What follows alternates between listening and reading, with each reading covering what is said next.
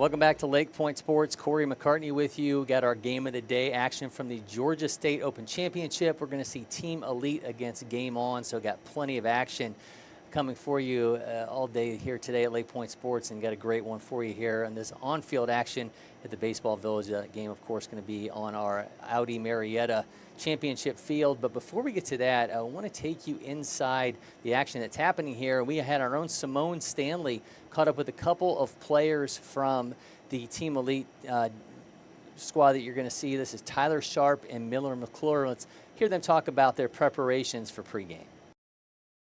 What's up, everyone? We are out here at LakePoint Sports. I am joined by two playmakers from Team Elite. We have Tyler Sharp, a third baseman, and Miller McCoy, our catcher. Guys, this is your first prep baseball tournament of the summer. What are you excited about?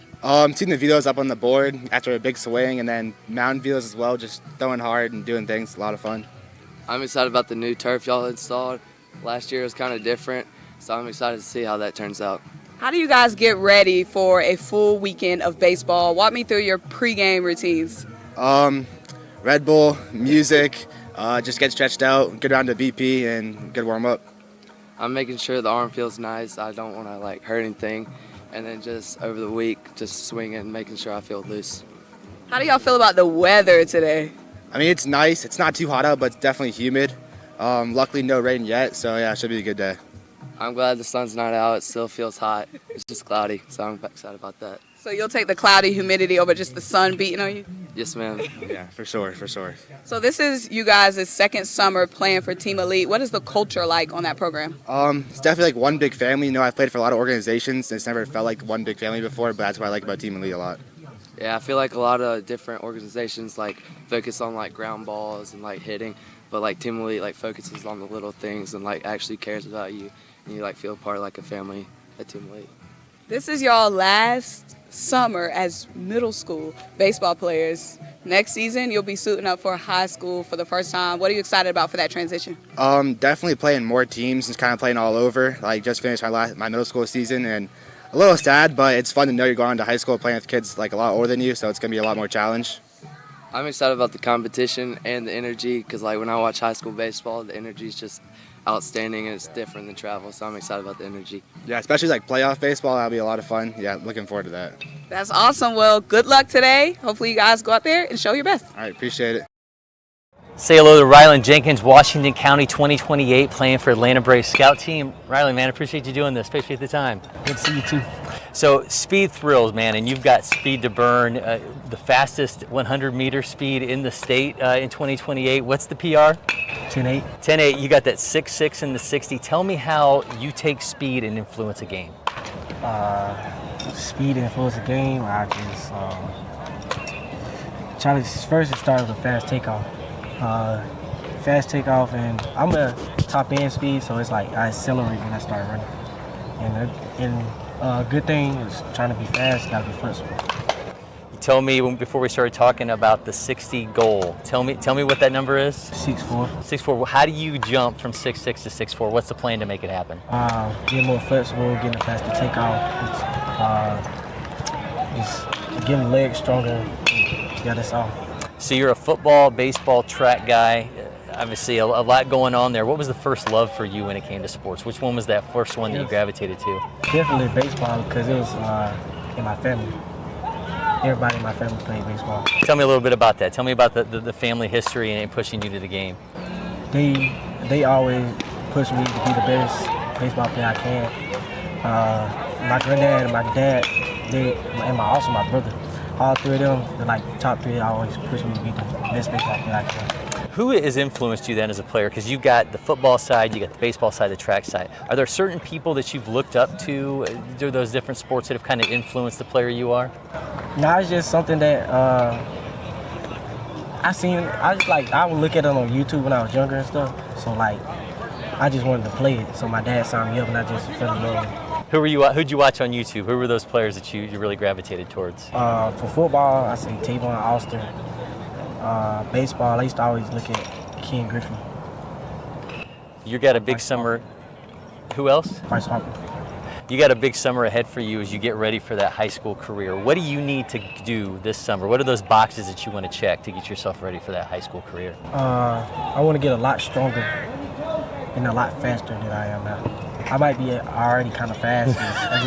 I just want to get. You need more. You need more. All right, tell me outside. Is the speed obviously is a big part of the game. What are those other tools when you're looking at you at the plate in the field? What are those other tools that you feel like stand out right now? My contact. Really good contact. Back to ball skills.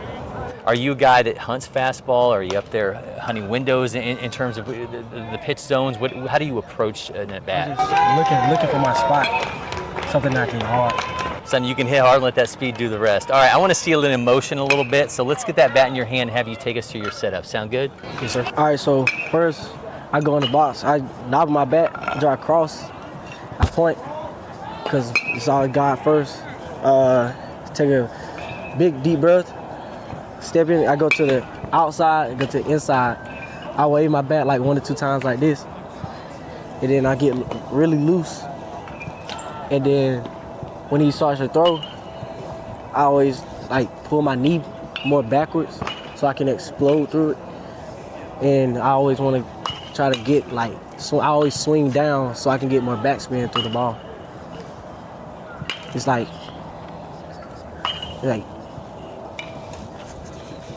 I like more down to the ball.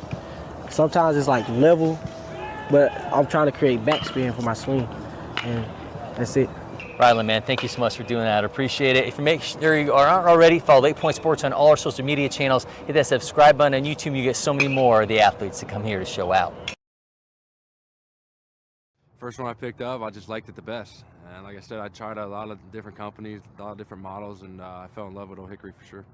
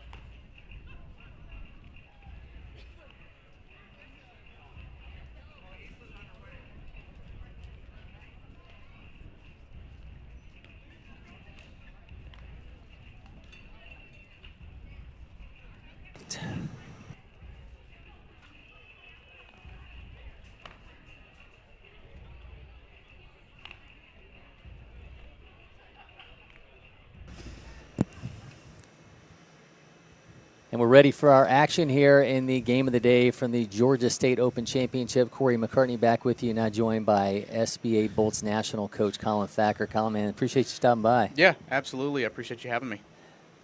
The heat is an issue. I mean, you've been sitting outside there. It's a little steamy. You guys played last night. You talk about weather. You guys had a wild game against Kane Southeast that was twice delayed by weather, including some lightning delay.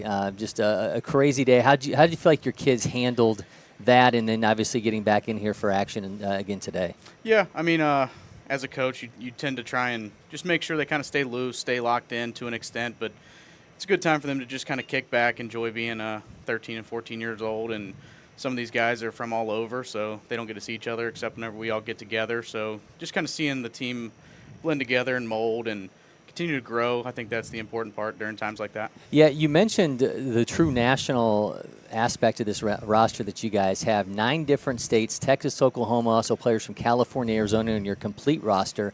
Kind of take us inside as we get ready to start this action between Game On and Team Elite, how a national team comes together and you quickly kind of build that bond and chemistry. Yeah, it's a challenge for sure, but I think it's just important that you have a good core group of guys, and we've got Oliver Ingram stands out in my mind from our guys. He immediately tries to find the new guy on the block and that kind of stuff, and kind of takes him under his wing. And I think having a kid or two like that that's very outgoing and kind of allows the new guy to feel welcome from the get-go is a big aspect of it. See a ground out there to start things off, so nice job. John Aiden Mercer gets the ground out there against Lucas Sullivan on the mound for Team Elite. Talked to Miller McClure, the catcher from Team Elite, before this game, and he's expecting some big things from Lucas Sullivan in this matchup. Sullivan spun a no-hitter during 4 games that they played in last weekend, so says he's got a really heavy fastball, nice change, will work in that curveball when necessary, but excited to see this kid out there, and pumps in for a strike as he faces off against Cade Womack.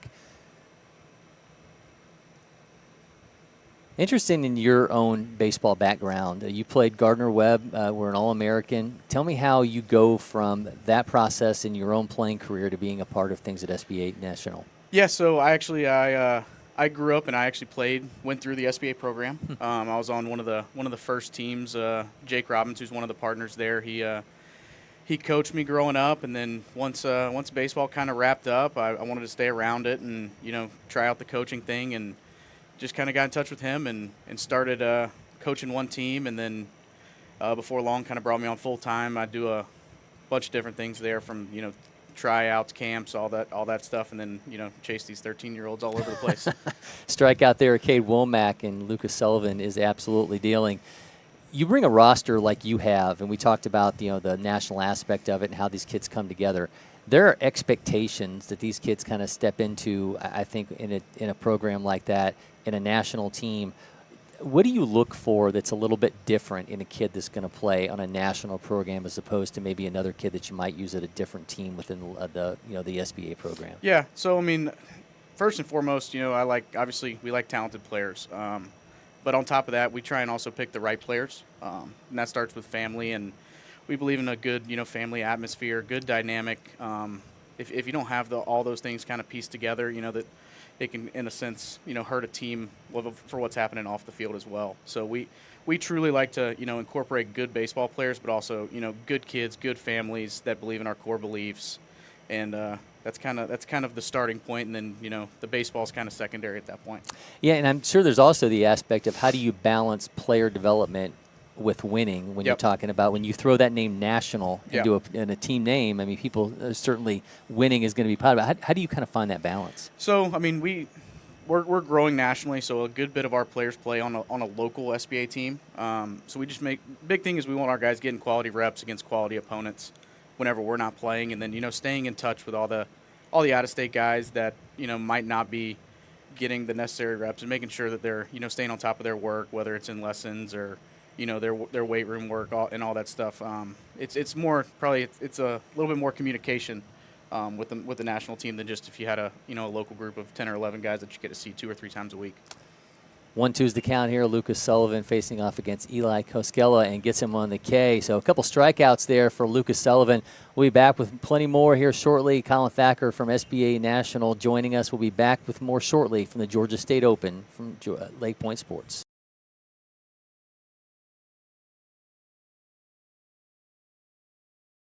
At Academy Sports and Outdoors, you'll always find more fun with great brands at the best prices. More of this, and this. So you can get together for a little of that, and a lot more of that. And even some of that, and that's good. Have more fun with great brands at the best prices. Only at Academy Sports and Outdoors.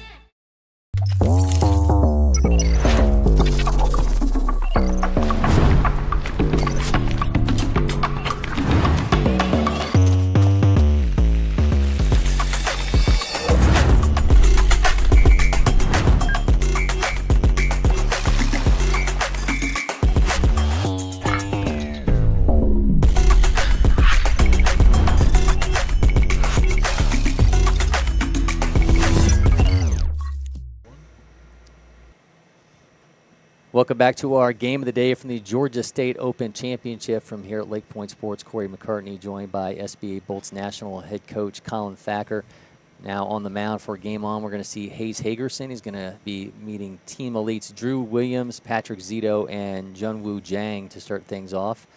So we talked a little bit about your path to SBA and what the program's doing. Gregor Blanco now part of the program, Yep. 16-year MLB vet.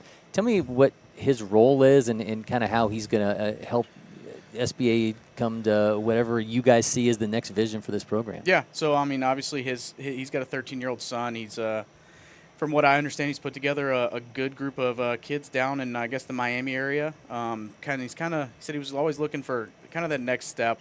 You know, they're a good local team, but he knows ultimately he needed to kind of brand with one of the bigger organizations. And what stood out to him was kind of SBA's core belief of, you know, faith and, you know, we want to win games, but, you know, there's life after baseball and continuing to have these guys grow on the baseball field as well as off.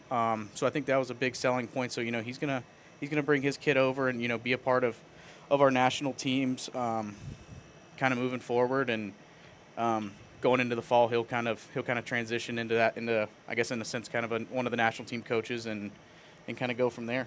Yeah, it kind of opens up some doors as well because you think about the Miami area, you got so many kids down there that, you know, that Spanish is their first language, Right. and you have somebody that can coach them and is a Spanish speaker as well, along with Yep. the credentials that he has. I mean, Yeah. it just opens up a whole nother set of worlds for you guys. Yeah, no doubt.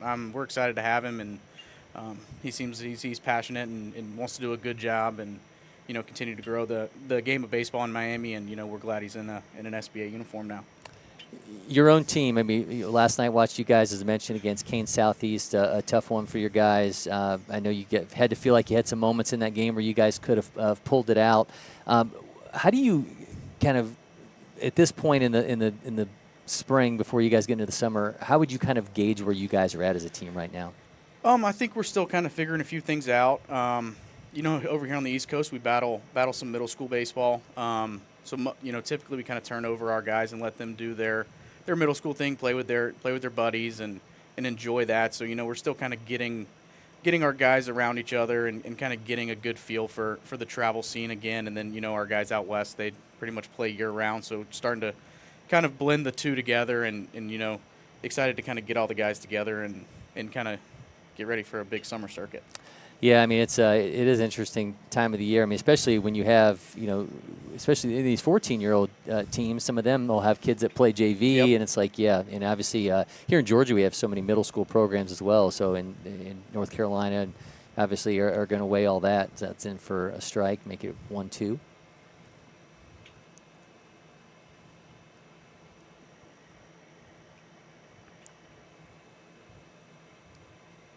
Comes the 1-1. Bounce that. So what's next on the schedule for you guys? You got a game later today. Then where will you guys go after this this tournament? So we'll take a week off, and then we are headed down to Panama City Beach for the Perfect Game Elite 8. That'll be probably the first time we truly have our full team together, and it'll be good to see some of the guys. Saw them in Houston at the beginning of the year, but it's been a couple months, and excited to get everybody together and on the same field and start working towards a big summer. Is it a challenge when you have kids, when you can only have for a certain amount of times and you're trying to piece together, like, what's this going to look like? Is that one's down, gets away from the fielder, going to be in for a double? No, he's headed back to first.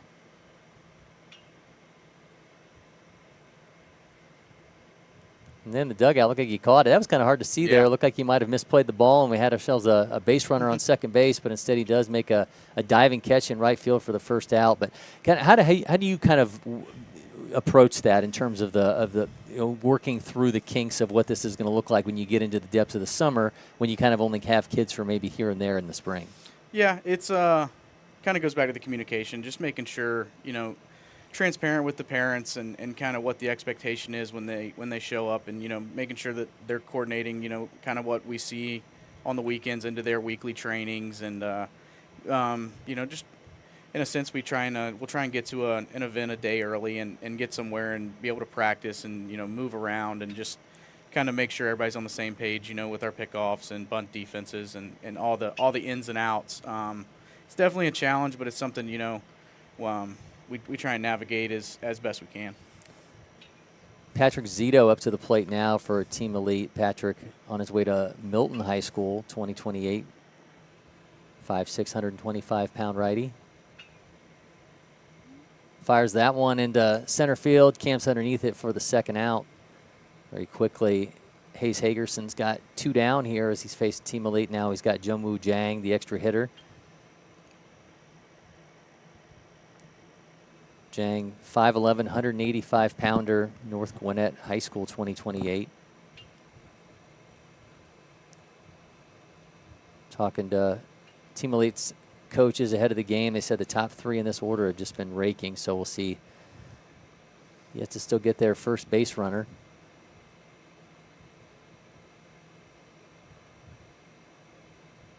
You get the pink everywhere now as the accents. He's got the pink gloves on. You see shortstop's got the pink gloves. They didn't have that when we were playing back in the day. No, all the colors nowadays. Easily made it second to get the final out of the inning. So we're through 1 here in the Georgia Open State Championship game of the day. We're scoreless. We'll be back with more shortly from LakePoint Sports. Next.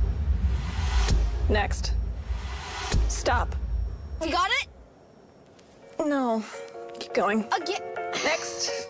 Next. If you don't pick one. Oh, you have time. Am I keeping you from your job? Next. I don't even know where I am anymore. Stop. Do we finally have it? Let's go back to the beginning. Are you Your joking? electric future customized. The fully electric Audi Q4 e-tron.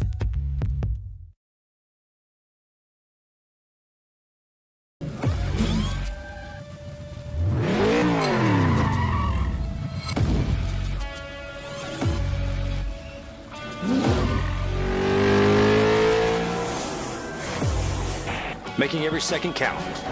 That is how I live. And this is how I hydrate. Body Armor Sport Water. Water for the athlete and all of us. This is ready to go online. Any questions? Yeah, I got one.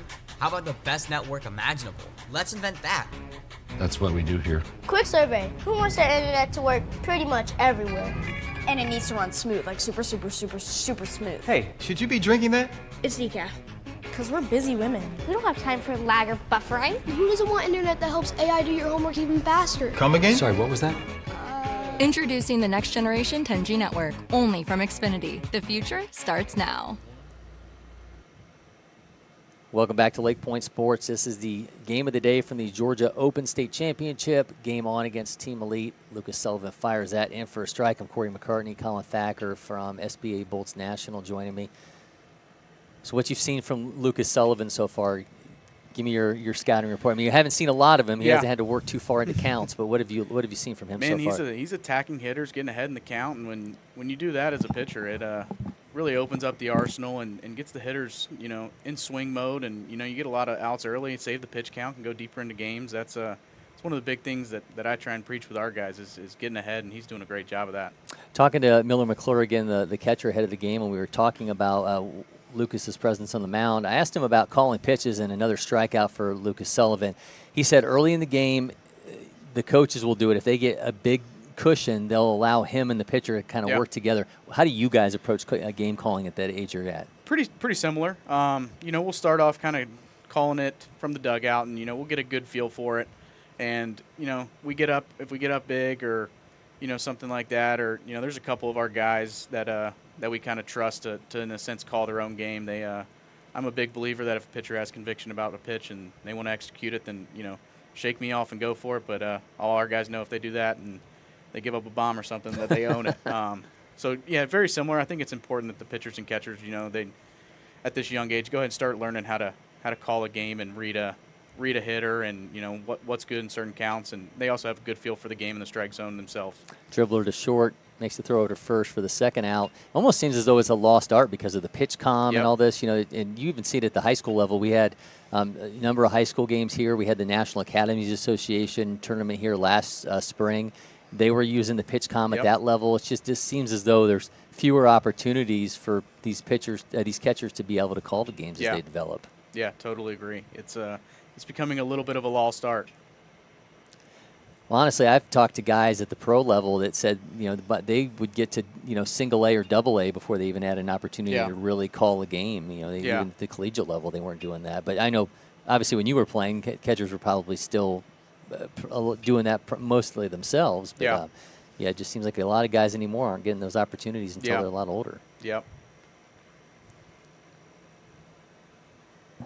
There's Tucker Wingate with 2 down in the inning for game on. Skies that one into foul territory. I think he made the catch up against the wall, so third base kind of out of our camera view, but another scoreless frame for Lucas Sullivan and Team Elite. We're through 1.5. It's scoreless in the Georgia Open State Championship.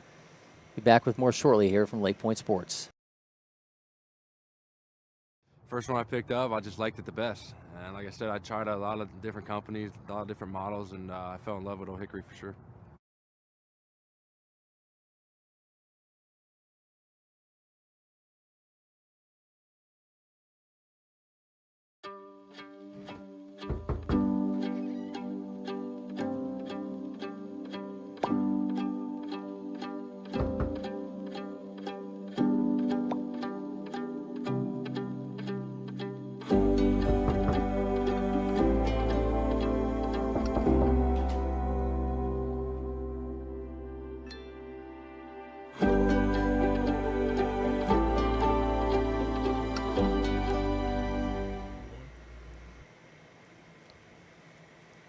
You are watching Game On against Team Elite in our game of the day from the Georgia Open State Championship here at LakePoint Sports. Hayes Hagerson returns on the mound for Game On.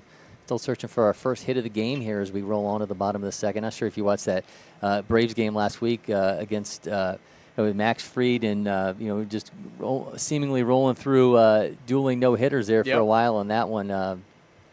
I don't know if we're going to have that happen today, but I've seen some nice pitching so far from Sullivan, and Hayes Hagerson now going to get a chance to go out and see if he can match what Sullivan put out here this last half an inning. So we're going to have Tyler Sharp, Harris Chafin, and Brody Cofield on the mound.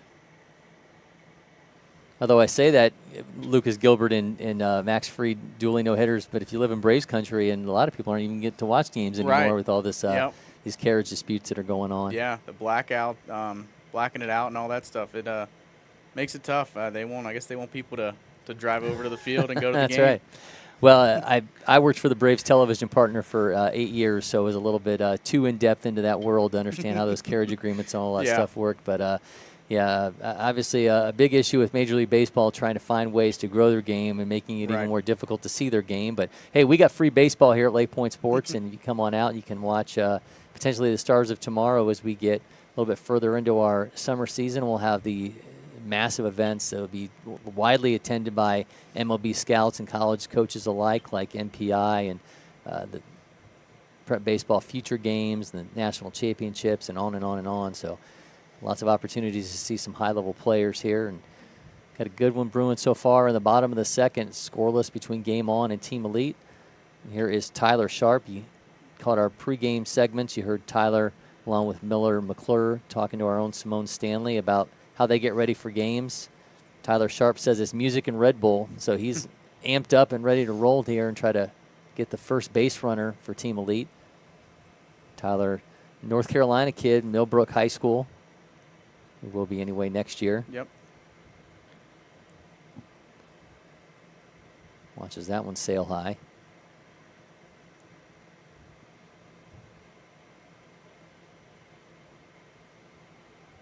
I think I saw on social media you're going to be a dad sometime soon. Yeah, already happened. Okay. Already happened. Yep, I got he's 7 weeks old today. Wow, congratulations. Yep, thank you. Yep, it's first weekend away from him and my wife Kelly, and yeah, it's been a blast.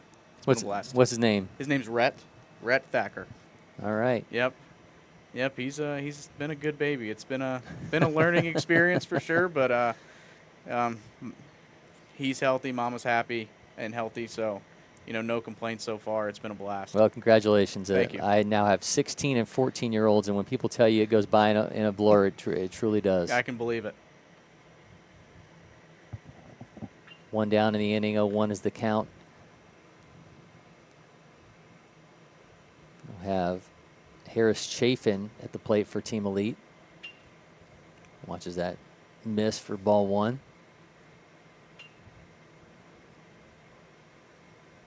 So don't be surprised if the SBA Bolts end up playing a whole bunch of tournaments around home. So yep. Wife doesn't want you too far away. Yep. No, she's doing good, and that one does get away from him that time. Heads on into second with a double. He's headed on to third. Harris Chafin in for a triple. We had a play earlier where it looked like a diving catch was made in right field and was 4 and out. This time not the case, as Harris Chafin gets things started with a 1-out triple for Team Elite. Have our first base runner of the game. Lost his helmet along the way. I don't know if you saw that play in the Yankees game where the guy lost his helmet, had it in his hand, went to second base, put it down on the bag, and they called him safe. Like his helmet was an extension of his body. I missed that one. Yeah, so if you ever tell your players that they're going to lose your helmet, don't throw it off. Yeah, hold on just to hold it. on to it. That way you can use it in an extension of your body. Harris Chafin didn't catch that memo, but he's on third base with a 1-out triple. Here's Brody Cofield looking to drive him in 90 feet away from their first run of the game.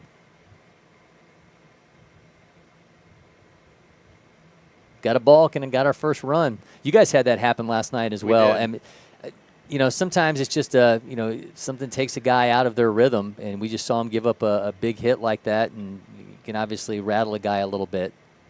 Yeah, it's the littlest things can one little jump on the base pass can just trigger something in their minds and make a little flinch, and it's a part of the game, and that's why the guy standing on the hill's got to be mentally tough as well as talented. Yeah, it's interesting. You talk to young pitchers. You love a guy who's fiery, but I think you would much rather have a guy who you don't know whether he's up 5 runs or down 5 runs. Yep, no doubt. You shouldn't be able to walk up to the field and tell which team's winning and which team's losing. You should try and keep that even keel the whole time. Drops that in for a strike. 1-0 is the lead now for Team Elite as Harris Chafin follows a 1-out triple, scoring on a balk.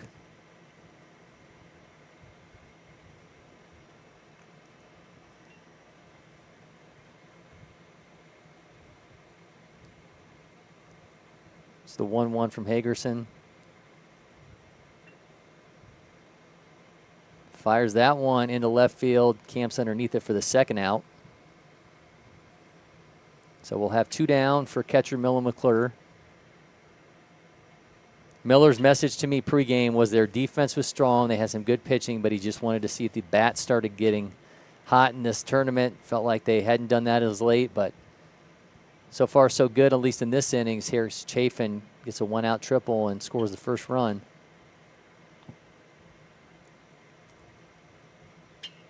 That's in for a strike. McClure was here last summer as part of the junior feature games.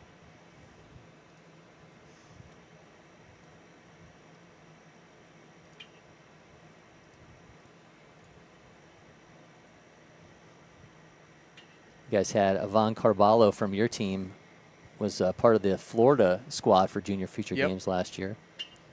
Yep, he's a really good player and an even better kid. Yeah, a funny story last night. We mic'd him up during the game, and he had on a microphone that had a magnet, and he slid into second base with a double, and then the magnet fell off, and he felt horrible about it. So at least, you know, yeah, he was a good sport about it. Still getting to know him. He's only been with us for 5 or 6 games so far, but so far, he's one of my favorite players to be around. He plays the game hard, plays the game the right way.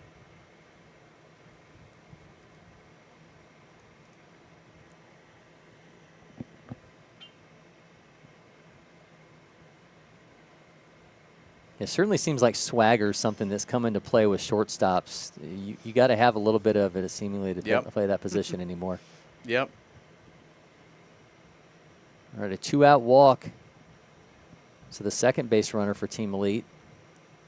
As McClure strides down to first base, and here's Brady Fountain.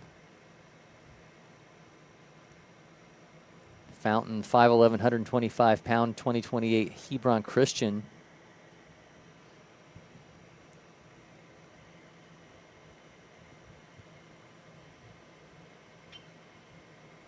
Not sure quite what's going on in the moment here. Let's see if we can get this AB rolling.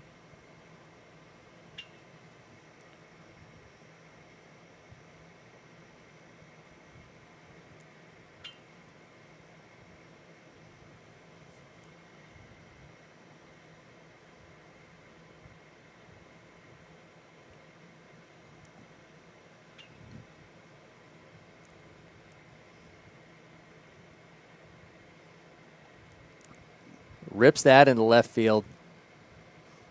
Down for a base hit. Runner's taken off for third. McClure's into third, and we've got a Fountain double. Brady Fountain with a 2-out double. He's got 2 on and 90 feet away from a second run for Team Elite as they're making some magic happen here in the bottom of the second inning, already up 1-0. Just absolutely racked that one into left field. Yeah, that was a good swing. So Brady Fountain gives way to Gabe Bowen.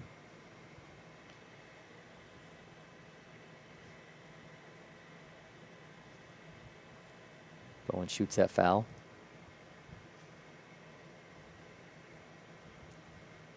Gabe 6'1", 155 pounds. Find him at Northgate High School next year.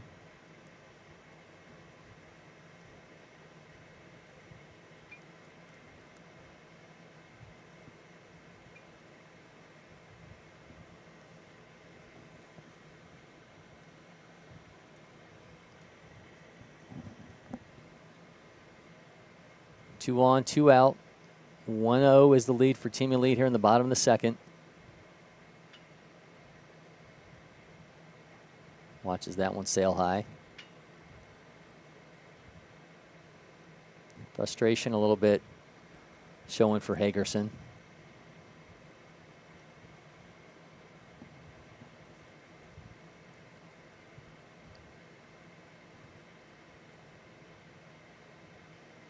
That one goes behind the batter.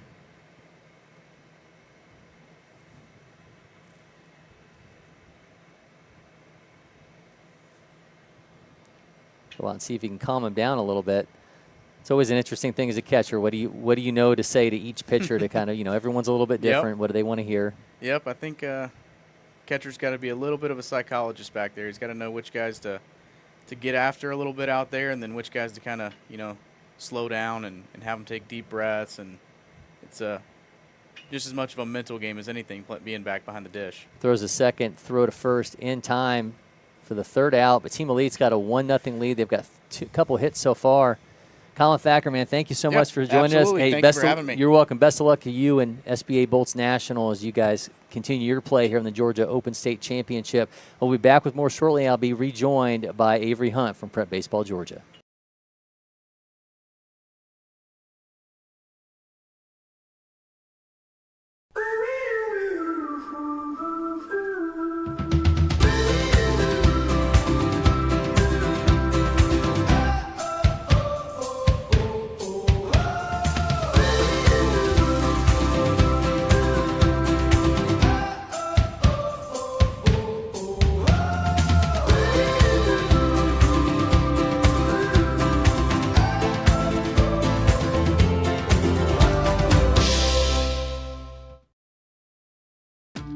The Windscreen Factory, more than just windscreen. We're a full-service sports facility contractor. We manufacture windscreen for sports and construction, do fence repair and installation, and fabricate field netting and batting cages. In addition to manufacturing the products, we also install upon request. We make safety padding for backstops, rails, and walls, as well as full-service print shop with logo, branding, and signage capabilities. Please call us for a quote today. We are back at it here at LakePoint Sports. Our game of the day from the Georgia Open State Championship. 1-0 is the lead for Team Elite over Game On. Now joined by Prep Baseball Georgia's Avery Hunt as he takes over for Collin Thacker. And is the pinch hit rolling for you today? Exactly. Usually start and get pinch hit for, but coming off the bench today, see that we wore the uniforms today. Yeah, we're on the same page with what we're wearing today. So it's always good to be back. So we got Lucas Sullivan on the mound, and shared this earlier. Miller McClure, the Team Elite catcher, expecting big things from Lucas. He said doing no-hitter last weekend. Says he's got a really heavy fastball. We're working a change and curveball when needed. But so far so good. He's held these game-on bats at bay.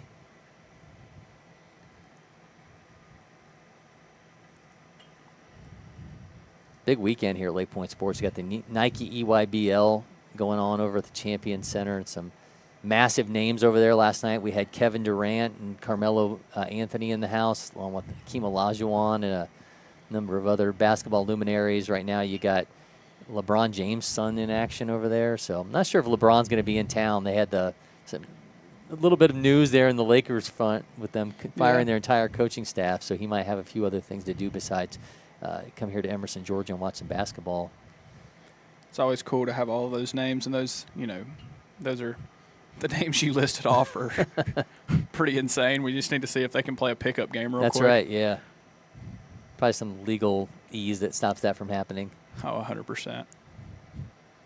Yeah, no, last year you had Trae Young was over there. Quavo shows up with his squad, so kind of a who's who for that Nike EYBL event. The 1-2, swing and a miss. Lucas Sullivan just keeps rolling along. Another strikeout. Steady diet of fastballs from him so far in this game. He's really light on that pitch and has been able to go to it in the strike zone a good amount. So interesting to see if he can keep that kind of rolling through this start. Yeah, I mean, if they're not going to catch up with it, why even go to your secondary stuff? Absolutely. There's Gage Floyd. Sullivan spikes that one. So you guys have had a little chaos today. Seemingly every game was moved back a little bit.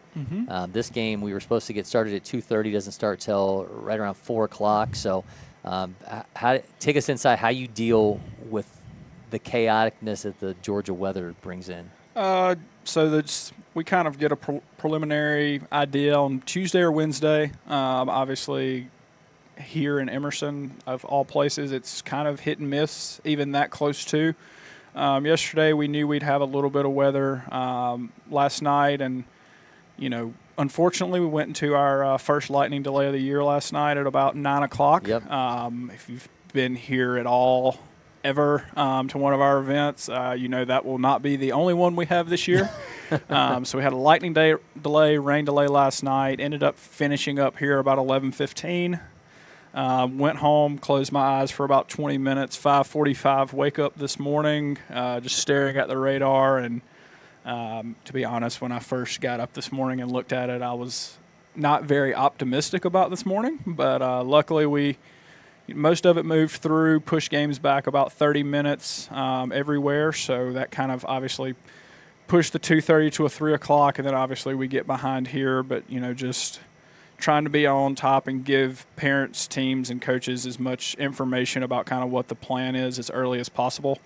It was a fun morning at the Hunt house. Going to apologize to my fiance. Was making breakfast after the decision was made at 6:45 this morning and set off the smoke alarm. So she was really happy to be woken up on her Saturday morning at 6:45. So But yeah, it's worked out. The weather's turned out pretty nice, so we're lucky that's happened so far to be able to get all these games in this afternoon and into tonight.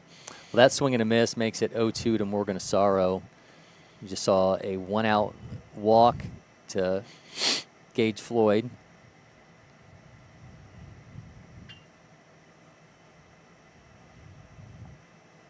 Awkward swing and a miss for the K. We can't call that a sword because it's May the 4th, so that's a lightsaber. There you go. Lightsaber for the second out. Nice job by Lucas Sullivan pumping that in there and getting the K.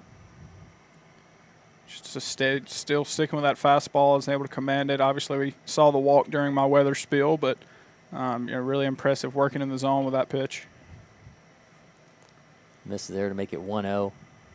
Yeah, I was here last night during the SBA Bolts National game against Kane Southeast. It was twice delayed by weather, as I was talking with Collin Thacker about.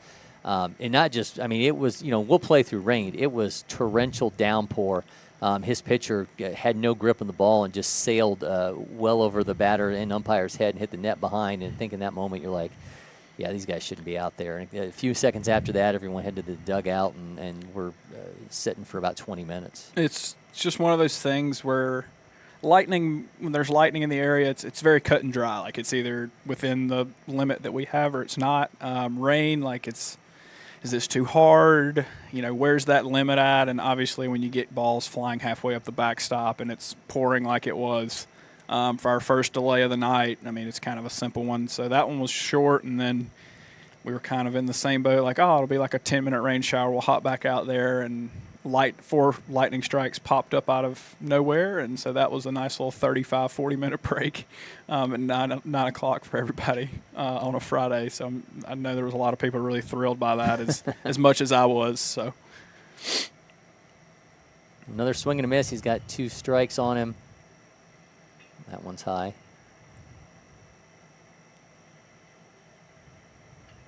Just 1 base runner allowed so far by Lucas Sullivan. That was that 1-out walk.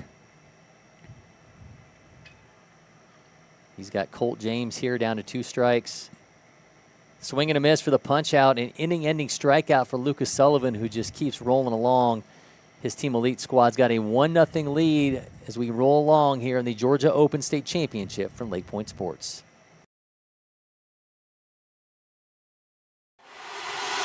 Next. Stop. You got it? No. Keep going. Again. Next. If you don't pick one. Oh, you have time. Am I keeping you from your job? Next.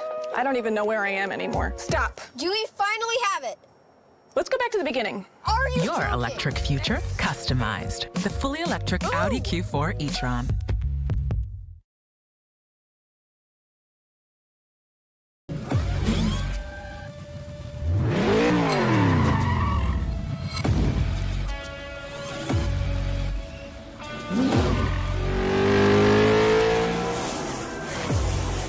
Making every second count. That is how I live. And this is how I hydrate. Body Armor Sport Water. Water for the athlete in all of us. This is ready to go online. Any questions? Yeah, I got one. How about the best network imaginable? Let's invent that. That's what we do here. Quick survey. Who wants their internet to work pretty much everywhere? And it needs to run smooth, like super smooth. Hey, should you be drinking that? It's decaf. Because we're busy women. We don't have time for lag or buffering. Who doesn't want internet that helps AI do your homework even faster? Come again? Sorry, what was that? Introducing the next generation 10G network, only from Xfinity. The future starts now. A 1-0 lead for Team Elite in our game of the day here from LakePoint Sports in the Georgia Open State Championship. Cory McCartney, Avery Hunt from Prep Baseball Georgia. Lucas Sullivan spending 2 1/3 innings so far, or 3 innings so far, with 4 strikeouts. He's going to get things started at the plate here for Team Elite, and then we're back to the top of the order with Drew Williams and Patrick Zito. Ooh.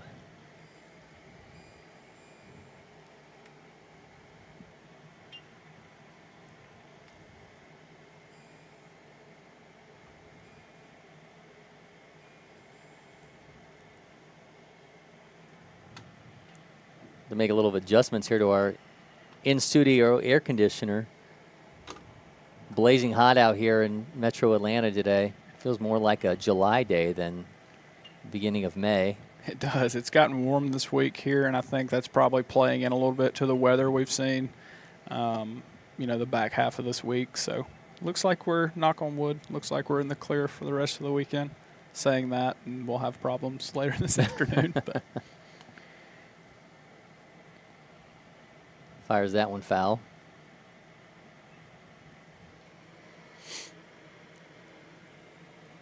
Been a lot to like from Lucas Sullivan so far. 5'9", 150-pounder out of Winder. Going to be on his way to Winder Barrow High School. That's the same school that produced Brady House, the top 5 pick of the Washington Nationals a couple years ago. Saw Brady here quite a few times. He's here for Area Code games, and we had him at a late night. I don't remember what summer event it was, and it was one of those days where you play late into the night, and he hit one of like the most aesthetically pleasing home runs on field on field 15, like into the darkness. And I was like, oh my goodness! Like you're just watching the video, like that's nice. Is that the one that he hit off the maintenance building? Yes. Yeah. Okay, yes, I remember that. Yeah. Just hits it and it just disappears. Yep. It's like, oh, that's fun. Yeah. He was. Sometimes you just see guys that are just different, and Brady House, when he was here, was definitely different.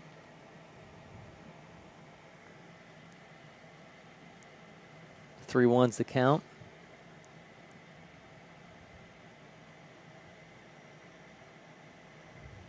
Fires that one foul.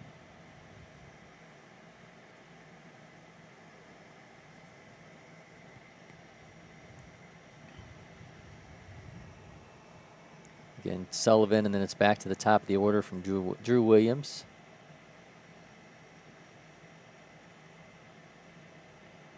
So a leadoff walk to the opposing pitcher, Lucas Sullivan, assuming he's going to be replaced by a courtesy runner. And here comes courtesy runner.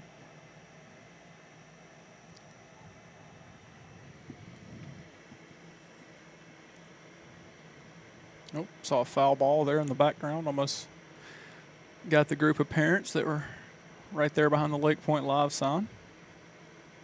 Yeah, we had the Atlanta Braves scout team last weekend. They're actually playing in the field behind this game here on Field 10 in the Audi Marietta Championship field today.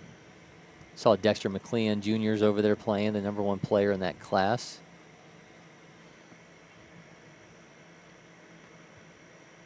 It's always good to have those guys here as much as we can. They're awesome to deal with. Good piece of hitting there. Yeah, fires that back up the middle. Going to be in easily to second base. Here comes run number 2 for Team Elite. The ball gets away. We're going to have a 2-0 lead for Team Elite. Nice piece of hitting there from Drew Williams. Get himself an RBI double.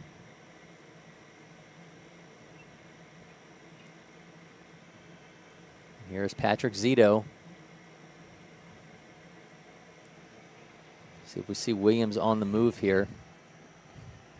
Really good piece of hitting there, staying up the middle and driving that into the right center field gap for the RBI double. And he may be the fastest I've seen a guy put a sliding mid on. That is yes. That's the quickest I think we've ever seen. May have been doing it on his way to second base, to be honest with you. I mean, normally that's a 5-minute process. Yeah, and it doesn't normally happen before the next pitch is thrown, and he did that while making his way to second base.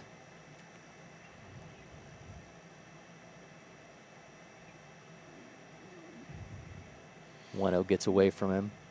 Good block there behind the plate. Is kind of trying to start and stop out there, get his timing at second base. Was able to keep that ball in front, keep him at second base here with nobody out. You don't want a guy to advance into third on a free one.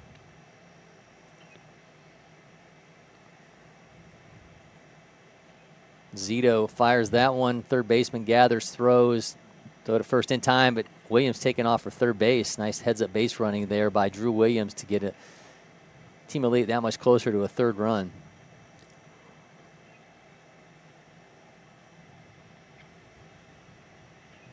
Here's Jungwoo Jang, the extra hitter.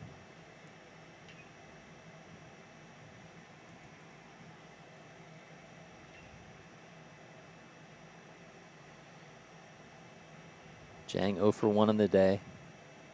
Watches that for ball 1.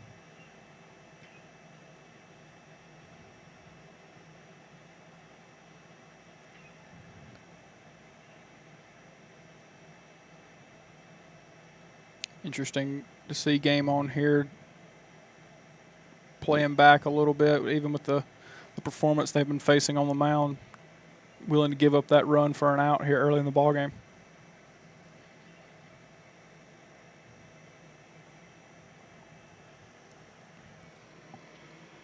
So Jang fires that foul. The count is 1-1.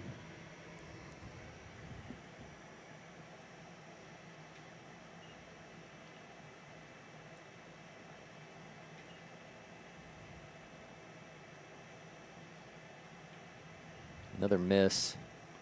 Breaking ball there, just missed upstairs.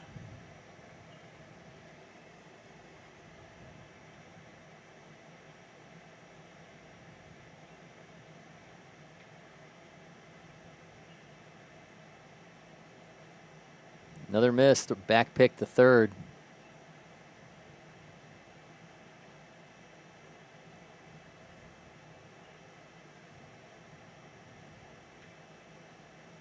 I know that's a throw that the catchers love to make, but I think as a coach, when you're already down, that makes you nervous when the catcher makes that throw. Absolutely. Just from a pace of play standpoint, from a tournament side of things, I'm not a fan of it. It seems to always call – there's less reward and more problems that tend to happen with the back picks here at the youth level. Jang shoots that one into right field.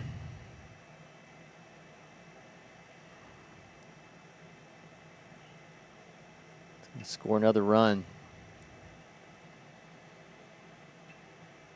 Camera didn't track the action, but Drew Williams certainly did, and his team has a 3-0 lead here in the bottom of the third inning. Looks like we had, judging by the scoreboard, looks like we had a sacrifice fly to somewhere in the right center direction. Don't know who caught it, but Tyler Sharp fires that foul.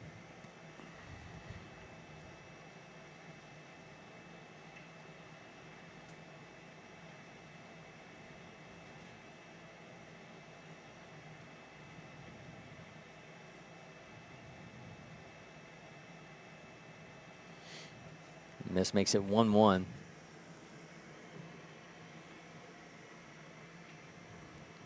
Sharp gets on, then it's Harris Chafin who came through with that triple last inning to really get things started for Team Elite.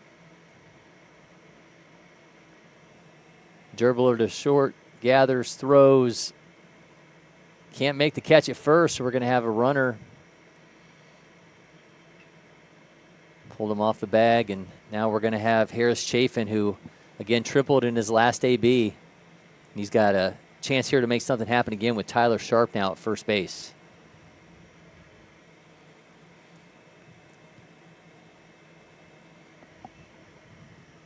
came through with a big triple earlier. See if he can't follow that up here with another extra base hit, maybe score that run from first to extend that lead to 4-0.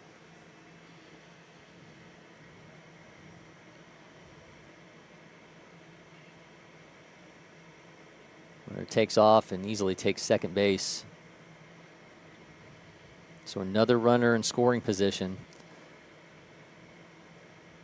1-0 count to Harris Chafin. Chafin on his way to North Oconee.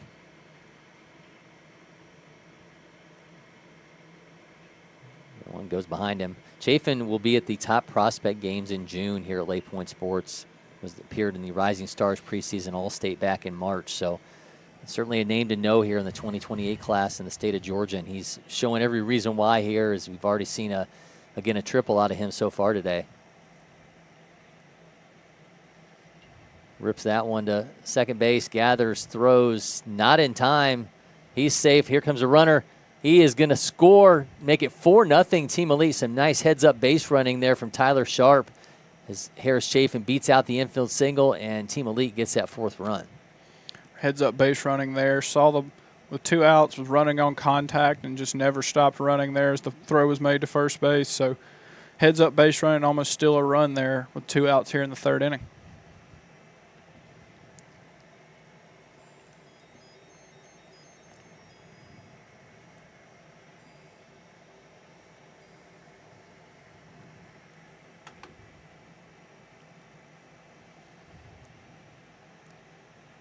It's Brody Cofield. Runner's taking off easily in second base. Miller McClure told me pre-game he wondered if the bats were going to get going. He said they've been playing strong defense. Their pitching been good. Bats are coming alive here as they've now got 4 runs on 5 hits in the bottom of the third. Looking to add on some more here and a plus count at the plate with a guy in scoring position, 2 outs. So looking something he can really drive here to extend that lead even further. Meanwhile, you got Lucas Sullivan on the mound, 6 strikeouts and a walk for him so far through 3 innings. There's been a lot to like out of this Team Elite squad. Told me they'd really like to get a shot at that Atlanta Braves scout team later on in this tournament. Absolutely. I think that's kind of a common theme with that Brave scout team. Everybody's kind of looking to get their shot to, just with the names that are on that roster, trying to, prove like, hey, we can play with that roster. So there's a lot of guys looking to get that shot. Gets him at second base to first in time for the out. But Team Elite, they've got a 4-0 lead as we're through 3 in the Georgia Open State Championship. We'll be back with more shortly in our game of the day.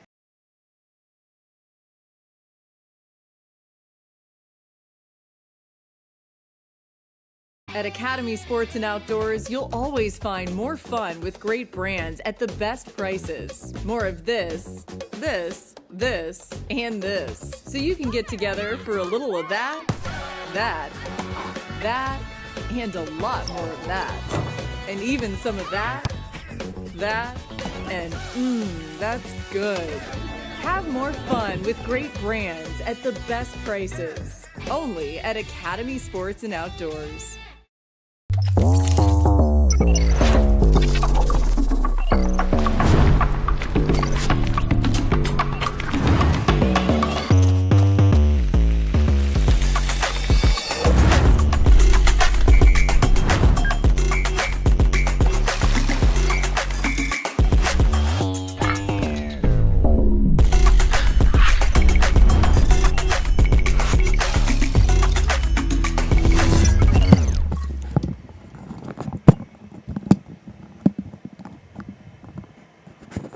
Nothing is the lead for Team Elite here in the Georgia Open State Championship. This is our game of the day. Cory McCartney, Prep Baseball Georgia's Avery Hunt with you.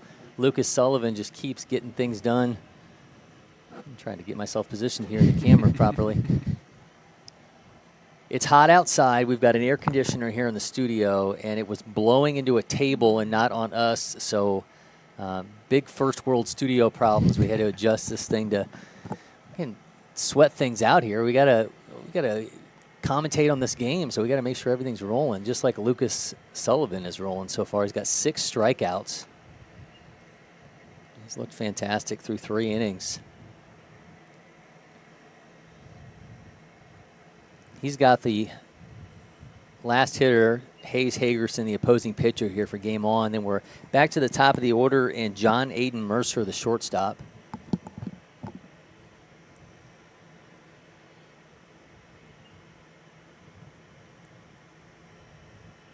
Misses for ball 1.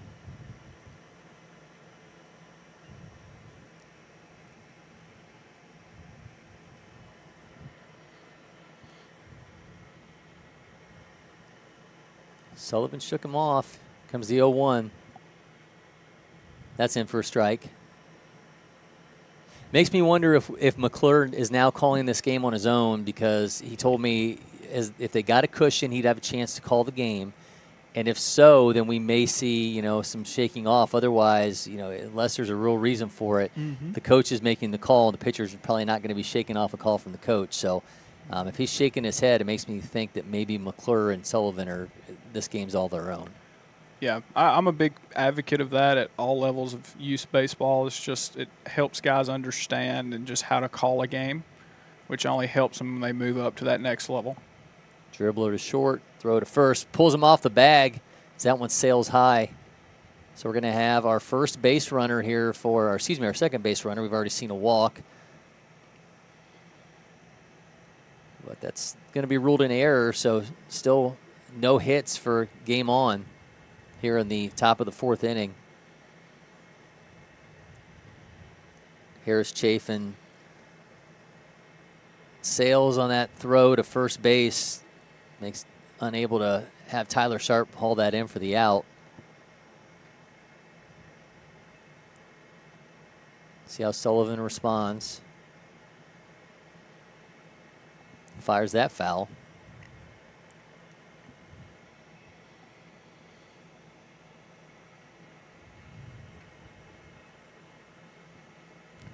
I think we just saw the umpire showing the second baseman how he would have gathered and thrown.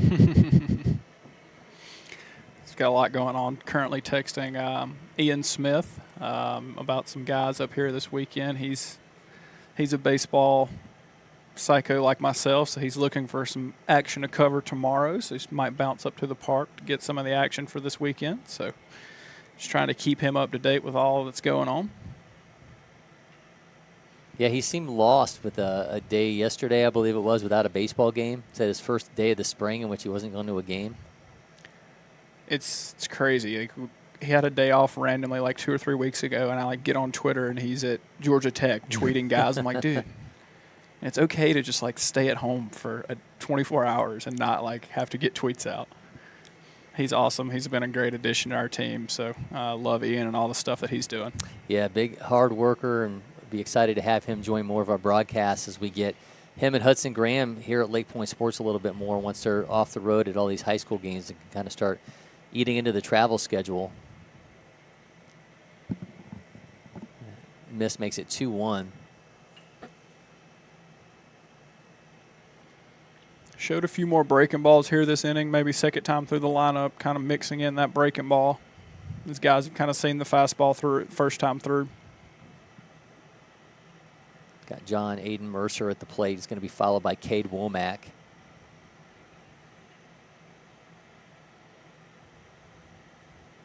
He's got a runner at second, representing potentially the first run here for game on.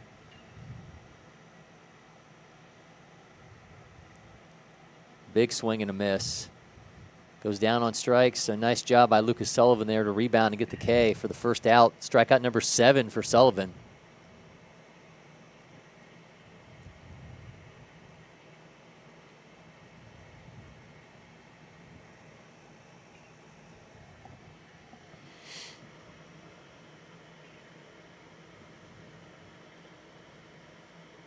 See how he starts Womack off.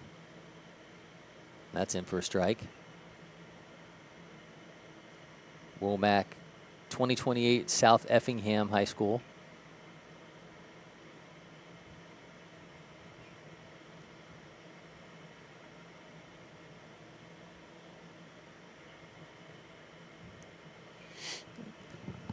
Rare instance here where we see the opposing pitcher, Hayes Hagerson, running the bases for himself and dancing around there at second.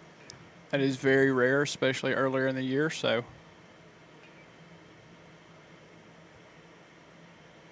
a swing and a miss. Just kind of in a groove with that fastball right now, being able to get it past these hitters a little bit and keeping it around the zone. Yeah, McClure said it's a heavy fastball, so guys having trouble trying to pick up or even potentially square it up.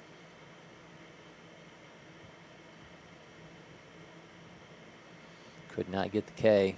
Counts now 2-2.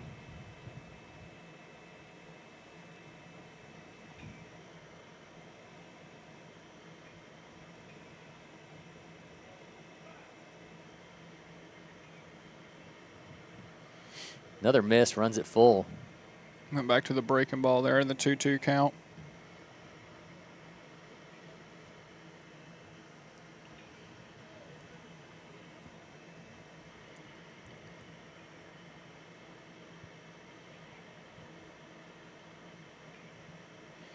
One out walk. So now runners at first and second. Here comes Eli Koskela.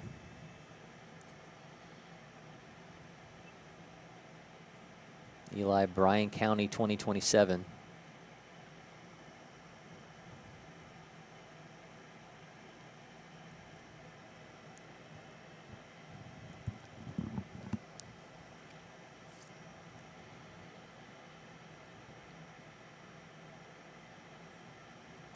Couple base runners here for Lucas Sullivan.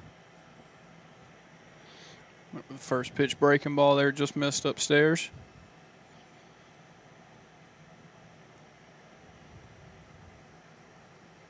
It's up to 51 pitches here in the top of the fourth.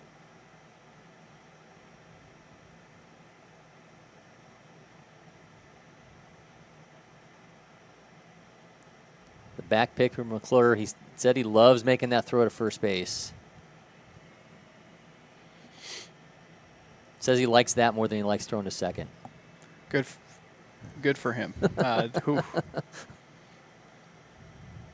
was lucky enough during my playing career to have very tall first basemen that saved quite a few baseballs from rolling around in the right field corner. So that was not my favorite throw on the field from behind the plate.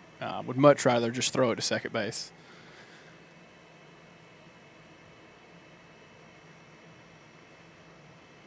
Going out to have a word here with Lucas Sullivan. 2-0's the count. 1 down in the inning. 4-0 lead for Team Elite here in the top of the fourth.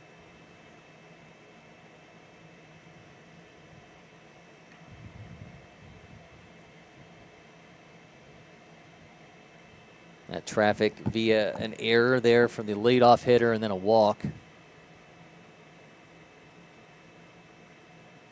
Sullivan's got 7 strikeouts so far.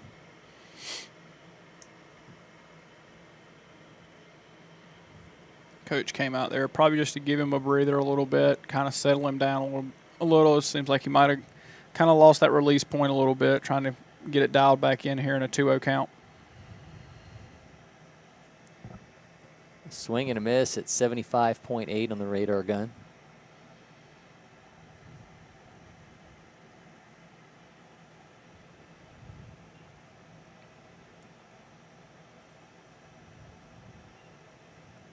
That makes it 3-1. We're in danger here of loading the bases with 1 out. The 4-0 lead if you're Team Elite here, just looking to pound the strike zone, let your defense work behind you. You don't want to start handing out free bases on the mound and behind him defensively. Gets him to bite there to make it 3-2.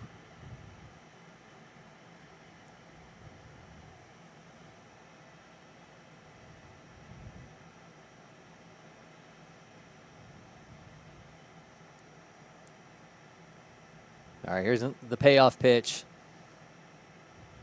That one's sky high into left field.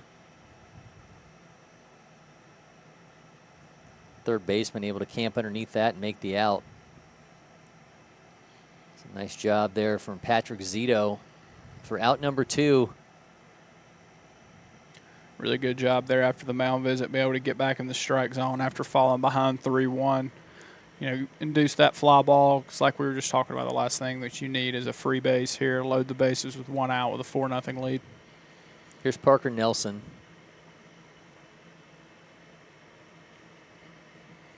That one gets away from McClure.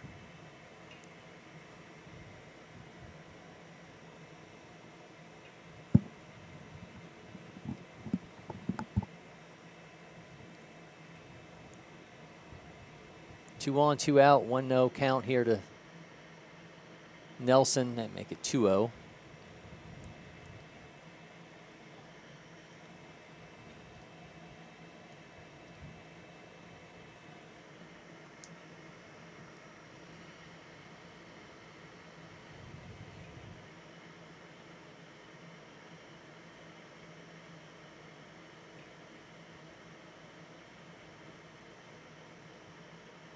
Oh, that hits him. He's gonna have the bases loaded.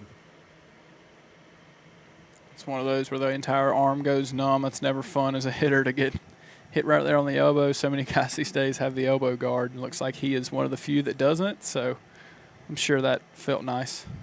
Well, shameless plug, Parker Nelson can stop by the Bonet kiosk on his way out here of LakePoint Sports, and next time that will hurt, but maybe not as much as it does currently.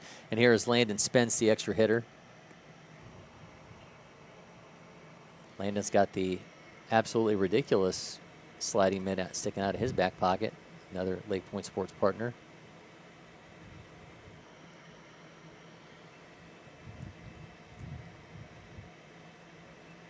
Big moment here for Lucas Sullivan. bases loaded, 2 outs. His team up 4-0.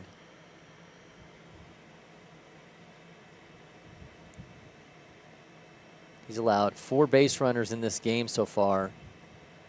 2 via walk, a hit by pitch, and then there's an error. So technically that's not, we won't put that on him. So he's allowed 3, but there's been 4 in total.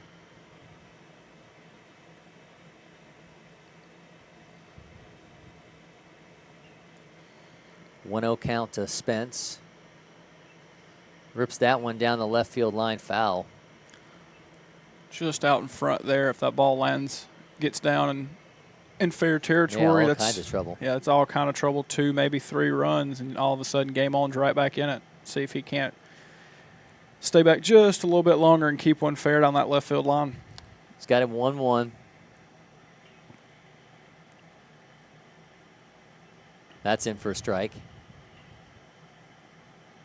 Not seen a lot of breaking stuff from Lucas Sullivan, but does he go there here? Does he go back to the fastball? He's got some room to play with, a 1-2 count.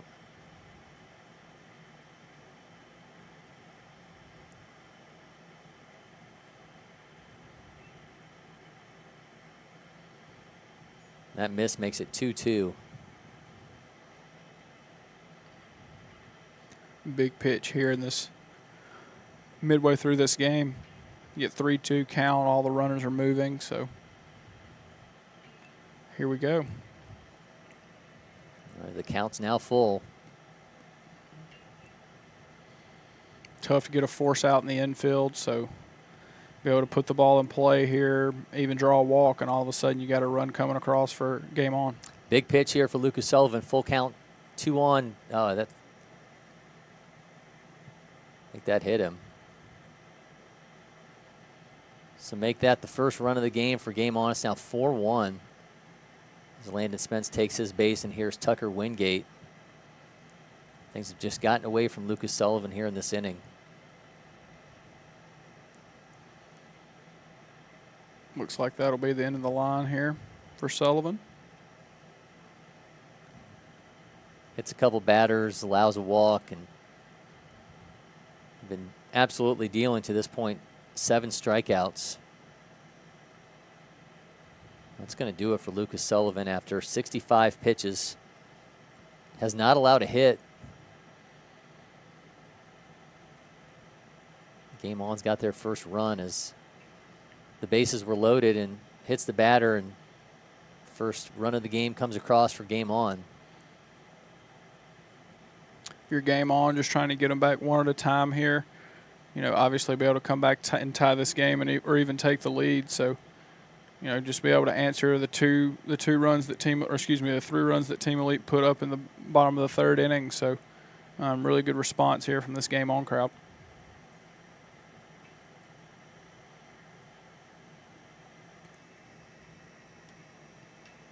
We'll see Brody Cofield step onto the mound here for Team Elite.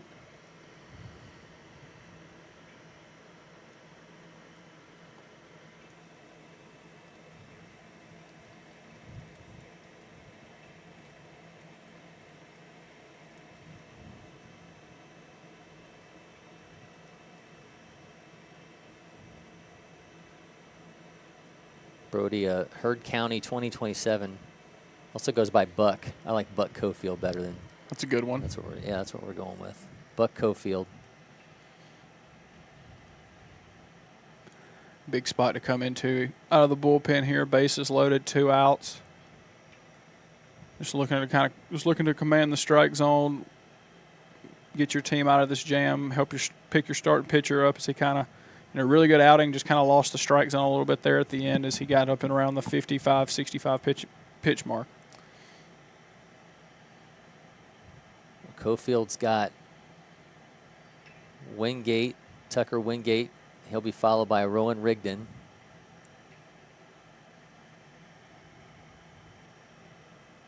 Two down in the inning. So that one skips away from McClure. Runner staying put.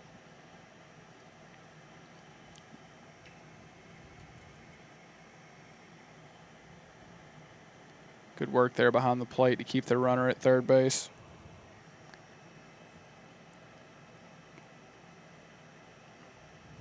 Gets the strike on the outside corner, makes it 1-1.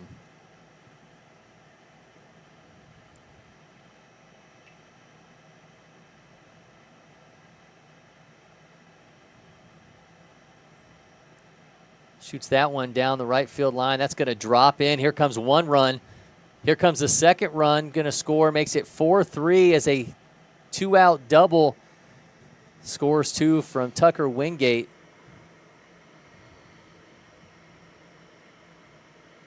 Really good piece of hitting there. Stayed on that outside pitch and just shot it over the first baseman's head into no man's land over there and scored 2 runs to get game on within 1 here, looking to add on or at least tie or even take the lead here with 2 outs in the 4th. So here is Rowan Rigdon. Rowan playing second base today. If that last name sounds familiar to any Georgia baseball fans, of course, there's Rustin, Ryland, and Randon. Randon played at Riona Rhine. Rustin, the state's #3 player, ranked 67th nationally on his way to Vanderbilt as he puts the finishing touches on his state title-winning career at Metter.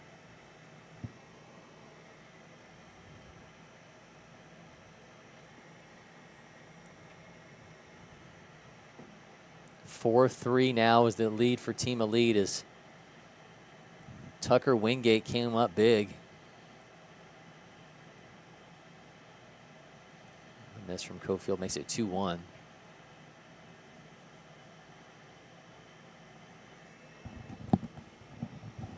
That 2-run double, the first hit of the day for Game On. Rigdon shoots that foul.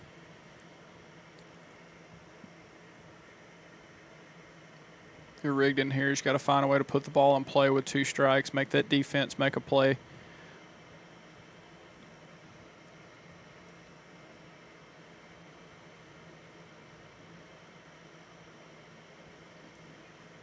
Another one down the right field line. That one's going to drop in. Here comes 1 run. Here comes the second. Rigdon's on his way into second base. A 2-out double from Rowan Rigdon, and now 5-4 is the lead for Game On here in the top of the 4th inning. Seemingly in the same spot as the last hit. Neither one of them extremely hard hit, both around the 64-65 exit velo range, but exactly where you don't want them if you're Game On and if you're Team Elite, excuse me. Game On takes full advantage, and now they're leading here on the top of the 4th inning.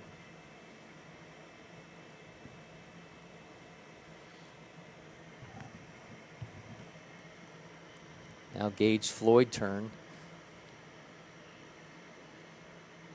So you got Rigdon at second. 2 down. Floyd fires that to second, gathers, makes the throw to first in time. Game On, though. They've taken a 5-4 lead over Team Elite here in our game of the day. We'll be back with more from the Georgia State Open Championship.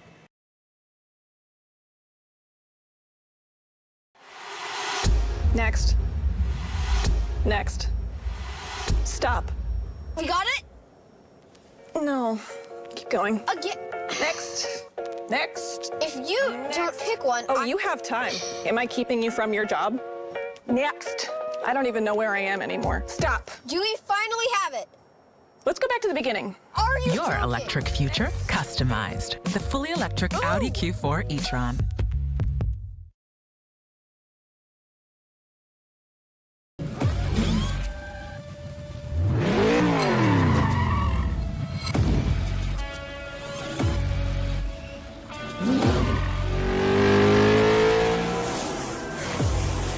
Making every second count. That is how I live. And this is how I hydrate. Body Armor Sport Water. Water for the athlete and all of us. This is ready to go online.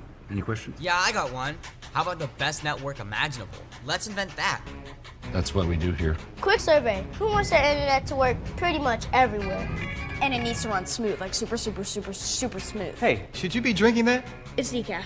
Because we're busy women. We don't have time for lag or buffering. Who doesn't want internet that helps AI do your homework even faster? Come again? Sorry, what was that? Introducing the next generation 10G network, only from Xfinity. The future starts now. It's a whole new ball game here in our game of the day from the Georgia Open State Championship. Game On has now taken a 5-4 lead over Team Elite, Cory McCartney, Prep Baseball, Georgia's Avery Hunt. Saw everything turn a dime there. Back-to-back RBI doubles out of Wingate and Rigdon. And all of a sudden, Game Elite's got themselves the lead here on the scoreboard. Absolutely. I mean, got a few free bases there via the error to start the inning, a few hit-by pitches, and then just timely hitting, and not, like we said in the last inning, not overly hit hard, but, just hitting the right spot down that right field line. Almost, if we had the hit tracks to see where those two landed in relation to one another, probably pretty close. But, really good job of putting the ball in play, staying on those pitches to right field, and, those back-to-back doubles was able to give Game On the lead here. Cade Womack takes over on the mound for Game On. He replaces Hayes Hagerson. Hagerson went 3 innings, allowed 3 hits, 4 runs, 3 of them earned, a couple walks and no strikeouts. Womack, South Effingham, 2028. See if he can protect this lead, and he'll face off against Miller McClure, followed by Brady Fountain and Gabe Bowen.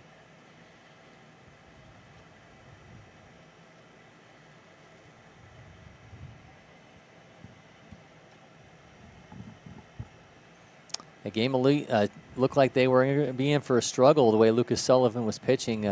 Team Elite cruising along, and then, as you mentioned, just a couple free passes, and next thing you know, Game On is able to capitalize and see how Team Elite responds here.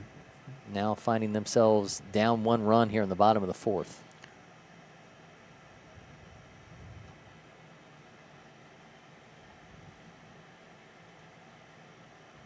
That's in for a strike.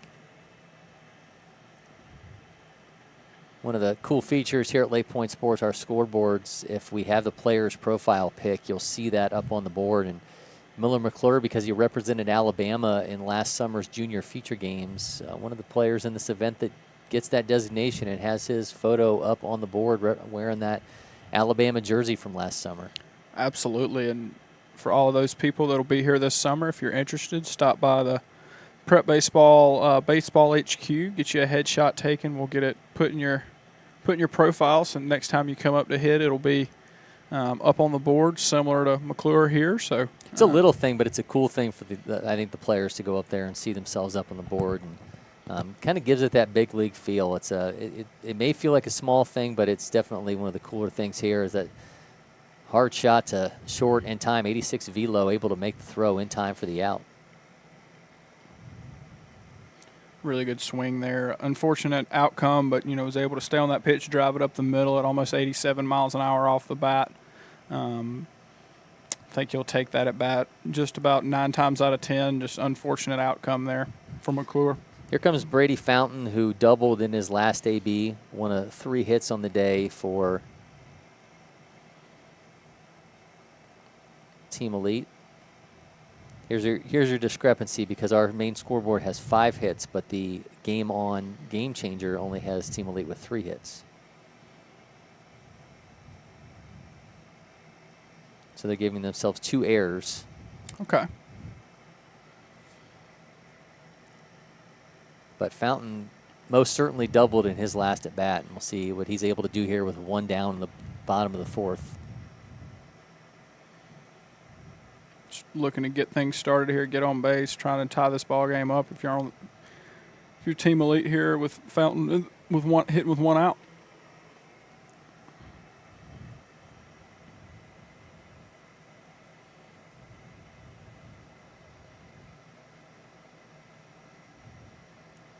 Gabe Bowen to follow. Now 3-1 count. Expect Fountain here to be expecting the fastball, looking to do some damage here, drive this baseball, and look for something with extra bases. He indeed puts it in play. That's another hard shot to short, gathers throws in time for the out. Seemingly the same play as Miller McClure. Upper 80s exit velo, right to the shortstop, the throw in time for the out. So now 2 down. Here is Gabe Bowen.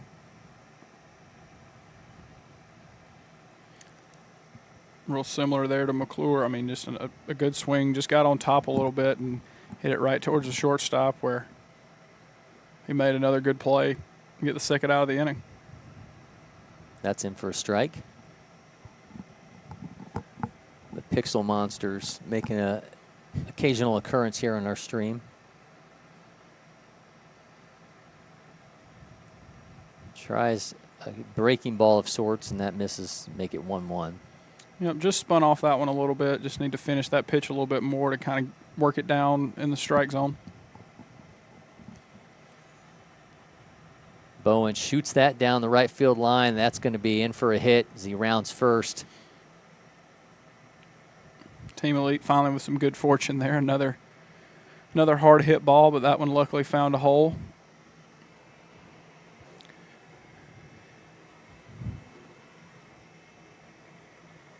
This was Lucas Sullivan's spot in the order.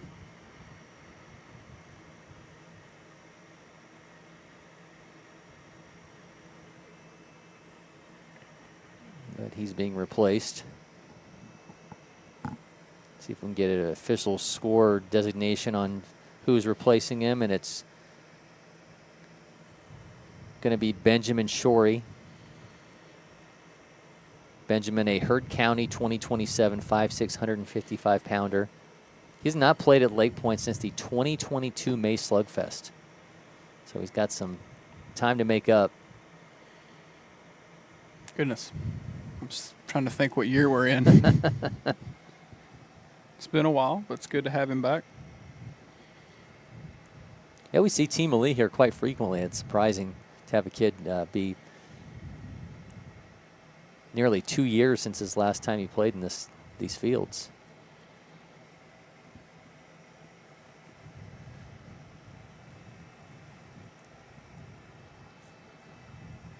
All right, 0-1's the count, 2 down, 1 on.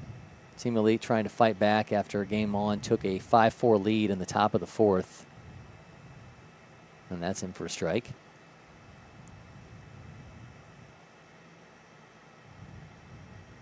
Team Elite will stay on the field after this game. They've got another one coming up against Onyx Elite National. Onyx Elite National just beat Game On in the previous game. Sends that one foul.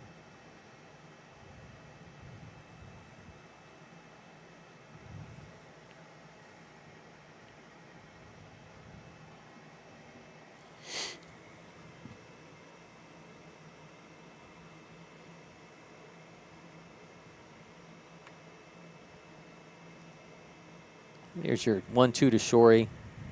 A swing and a miss. Team Elite continues to trail 5-4 as Game On holds on.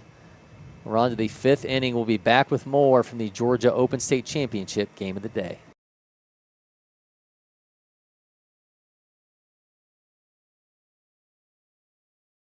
At Academy Sports and Outdoors, you'll always find more fun with great brands at the best prices. More of this, and this. So you can get together for a little of that, and a lot more of that. And even some of that, and that's good. Have more fun with great brands at the best prices. Only at Academy Sports and Outdoors.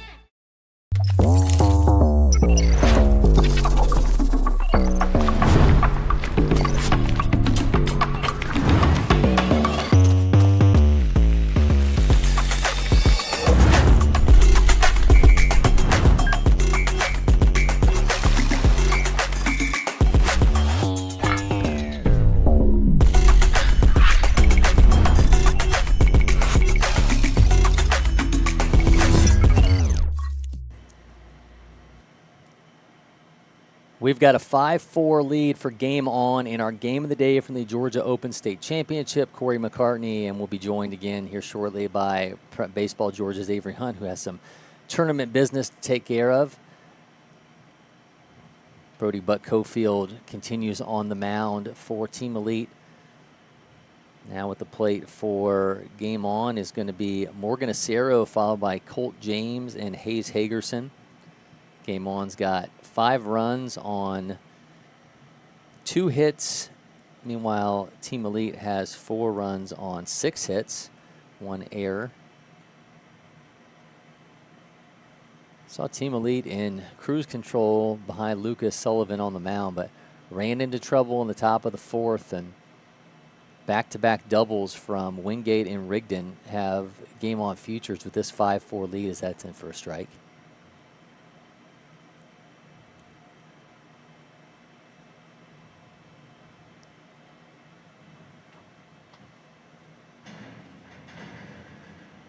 Comes the 0-2 from Cofield. Can't get him to chase on the outside corner, makes it 2-1. Returning Avery Hunt. Sorry, had to bounce out for a second. And mentioned you were off dealing with some tournament business, so par for the course. Yeah. Oh, goodness. McClure goes down in pain as that one. Just a weird foul ball off the bat of Acero, and McClure down in pain here.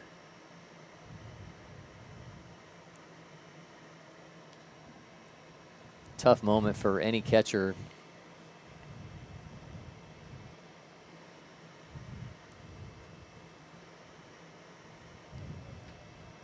See if McClure's able to stay in this game.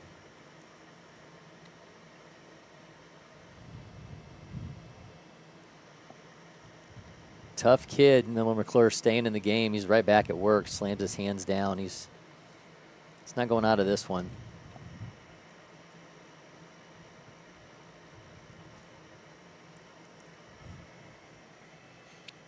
Well, hats off to him.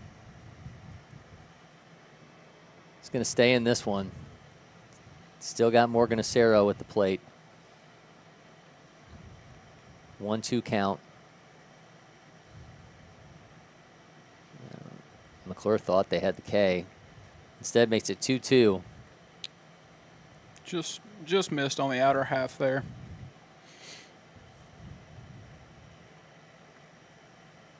All right, here's the 2-2 from Cofield. Shoots that one down the right field line, but that's going to be foul.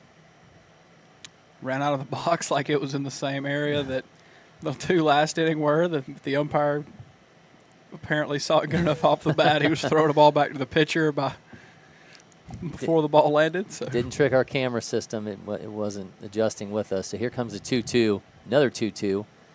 Shoots that one right up the middle into center field. Morgan Acero starts things off with a single here for game on.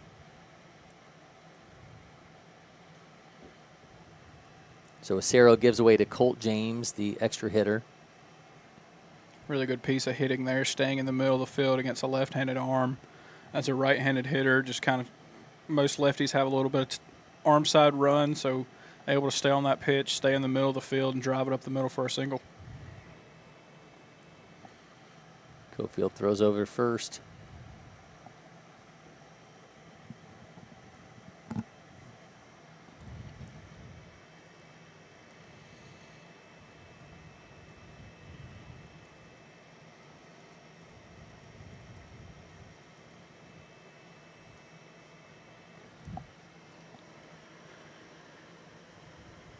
Okay, so today is also Kentucky Derby Day. It's May the 4th, so all the Star Wars stuff, but it's also Kentucky Derby Day. So give me your pick to win the Kentucky Derby.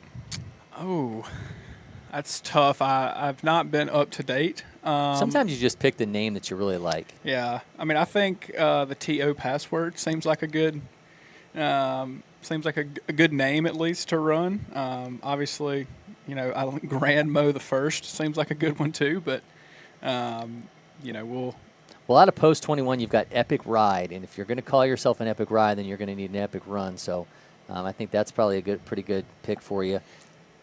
Got Dornock, Sierra Leone, Mystic Dan, Catching Freedom, Catalytic, Just Steel. Oh, that's a good one right there. Yeah. Just Steel. Honor Marie, Just a Touch, Just Steel, Just a Touch, Encino, TO password as you mentioned, Forever Young, Track Phantom. That's in for a strike and a strikeout.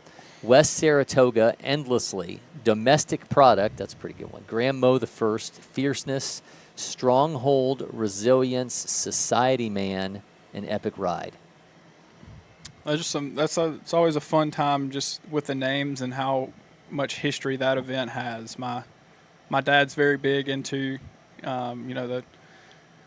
into that and the Preakness and all of the Triple Crown races, so I'm sure he'll be tuning in. But it's always fun to watch those horses run, and it's exciting because it's only about a minute, a little bit less. It's a whole lot of pomp and circumstance for like a minute 40. Yeah.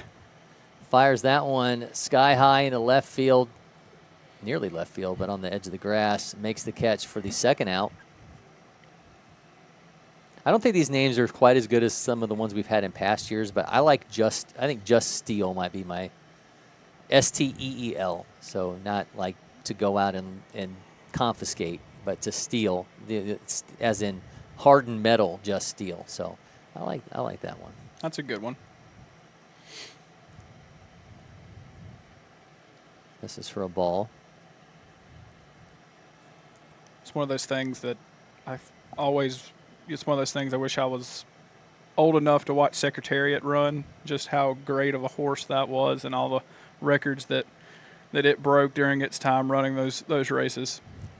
There's that one foul. A friend of mine, Jay Busby, we covered NASCAR together for a while.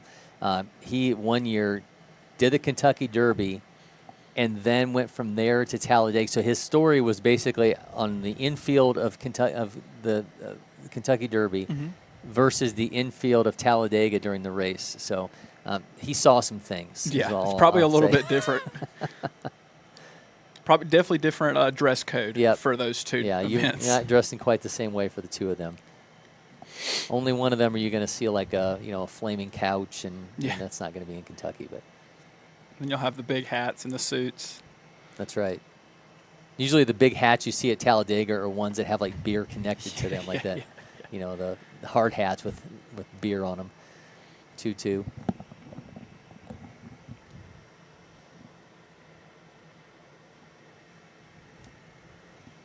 John Aiden Mercer at the plate. Brody Buck Cofield on the mound. Adjust his shoe. 2 down. Mercer going to be followed by Cade Womack if he gets on.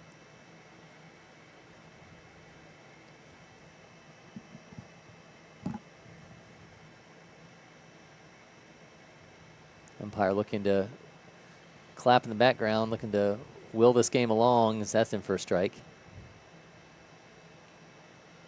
3-2 count here.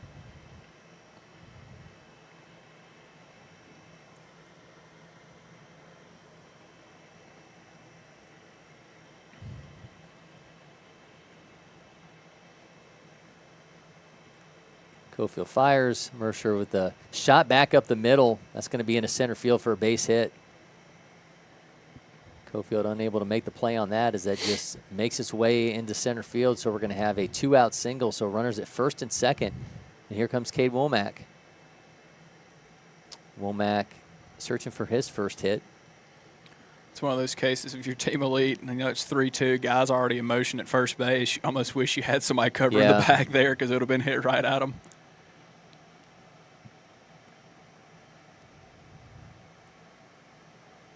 Womack shoots that one over the second baseman's head for another hit. Excuse me, it looks like he made the catch. It was kind of hard to see. Saw something go flying. I thought maybe that was the baseball for a second. I think it was his hat. Nice catch at second base. We're through 4.5. 5-4 is the lead for Game On over Team Elite in our game of the day from the Georgia Open State Championship.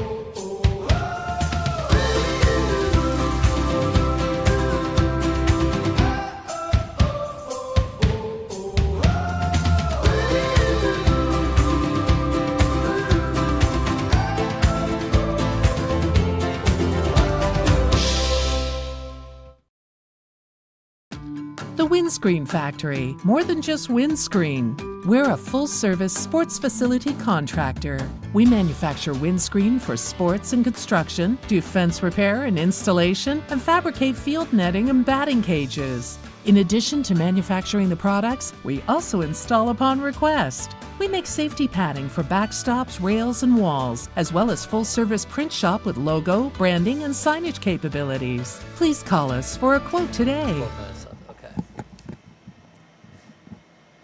Welcome back to LakePoint Sports, the bottom of the 5th inning. We've got a 5-4 lead for Game On over Team Elite in the Georgia Open State Championship. See Cade Womack continue on the mound for Game On. It's going to be facing the top of the order for Team Elite, so Drew Williams, Patrick Zito, and Jungwoo Jang. Team Elite has out-hit Game On 6-4, but they trail 5-4 on the scoreboard.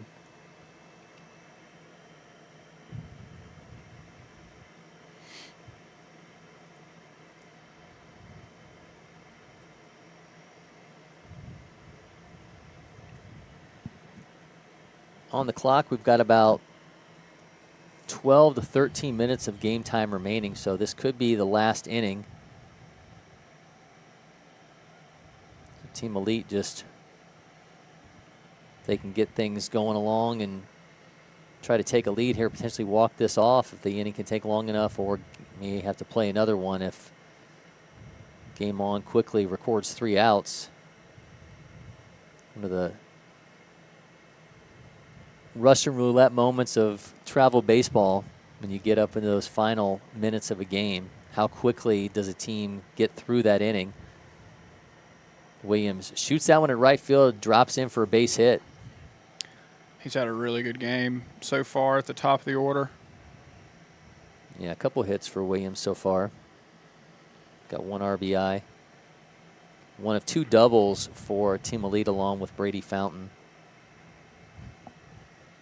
Here's Patrick Zito. Zito is 0 for 2. Oddly enough, there has been 1 strikeout for this Team Elite squad so far here in the bottom of the 5th. So a team that's just putting the ball in play, but we've seen some nice defense by and large from Game On.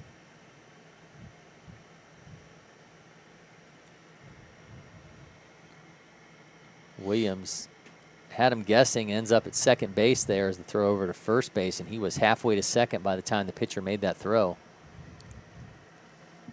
So Zito's got the tying run in scoring position here in the bottom of the 5th.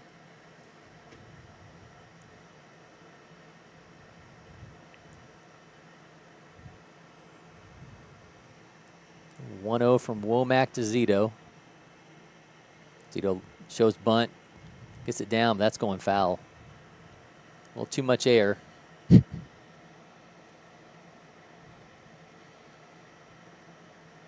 Got those billowy clouds in the background look like a painting.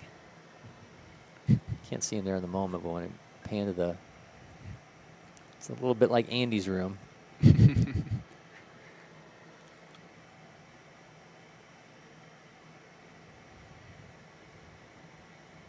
All right, here's the 1-1 to Womack. He showed bunt last time. That went foul. Womack spins off. Zito showing bunt. I see the name Zito and I think pitcher. Yeah, absolutely. It's hard not to. So that miss is going to make it 2-1. Nobody out here. You got Drew Williams at second base representing the tying run.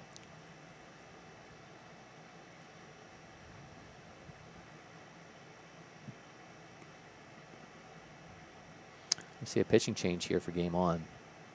Interesting here in the middle of an at-bat as well.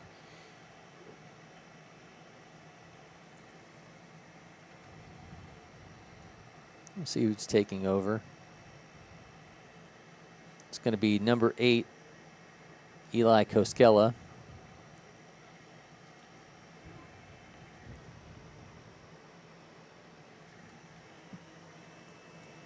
Eli, 6 foot, 170-pound righty, Bryan County 2027.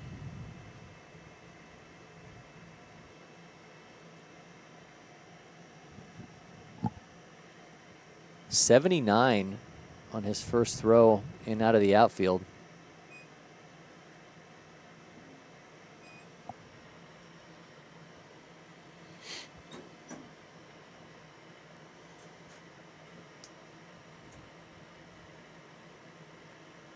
That one inching up towards 80.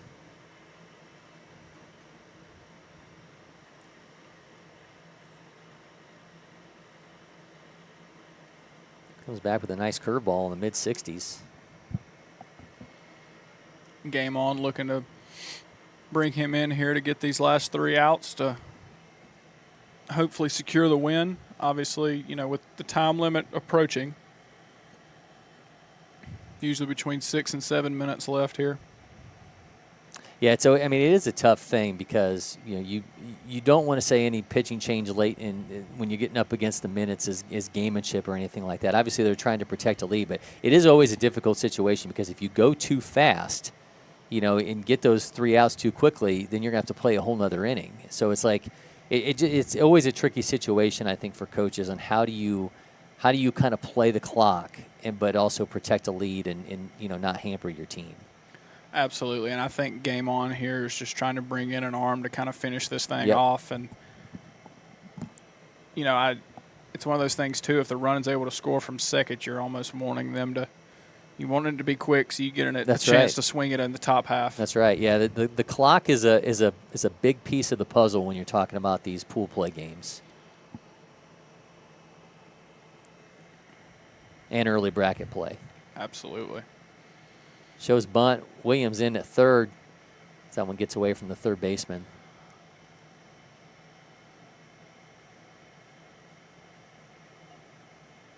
I'm going to send it back to second. Looks like we're going to have a hitter's interference here.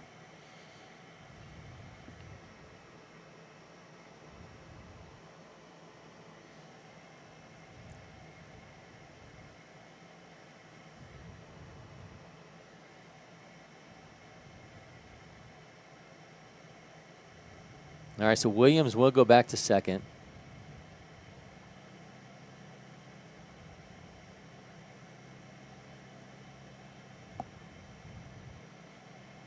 Two-one is the count. Make that 3-1. No, we have an umpire interference call. It looks like what we're going with here because it was hitter interference. The batter would be out. Yep. So, I mean, good.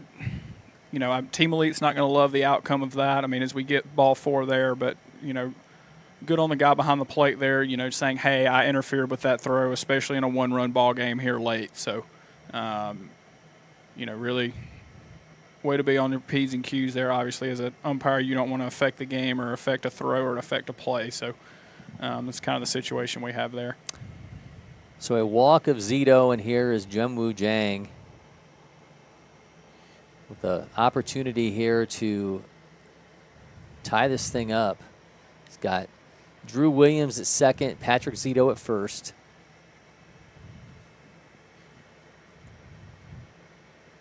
Eli Koskela on the mound. Now 2-0.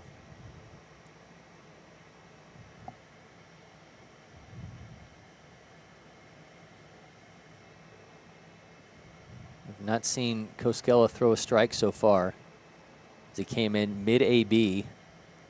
There's your first strike. That is 75.9.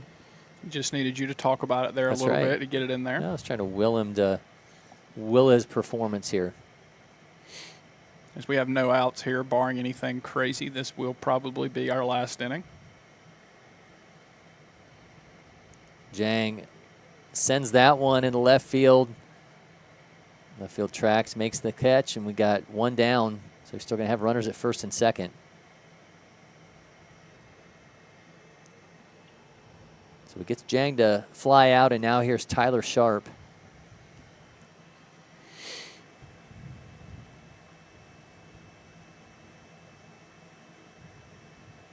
Sharp is 0 for 2 on the day. He's got a run scored. Both runners taking off, and that throw to third gets him. So Williams is out at third for the second out. on the double steal, but still got Patrick Zito at second. Aggressive base running there from Team Elite. Now we've got 2 down here in the bottom of the 5th. If you heard Tyler Sharp pregame with Simone Stanley, he said what gets him ready for a game is Red Bull and music, and see how amped up he is here in a clutch moment with 2 down and his team trailing by 1 with a runner at second base here in the bottom of the 5th. What's happening here? The umpire checking something over at his bag. We're having a discussion with a scorekeeper.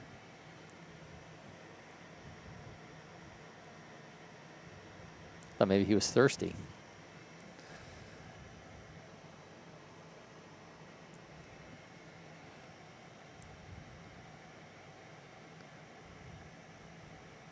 All right, reliever Eli Koskela facing off against Tyler Sharp. Got a runner at second.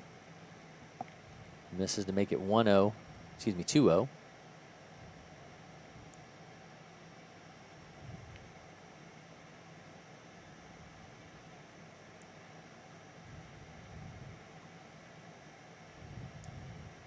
Dribbler to first base, gathers, makes the out. Team Elite strands the runner. Game on, lead 5-4 here. We're going to call it ball game. That's going to be ball game. Game on is a 5-4 winner over Team Elite as they fight back to get the victory. All right, team's going to line up and celebrate here. 5-4 again, your win for game on over Team Elite in our game of the day. Avery Hunt's got to step out. He's got some tournament business to step into. So we'll be back with more in a moment here from LakePoint Sports. This is our game of the day from the Georgia Open State Championship.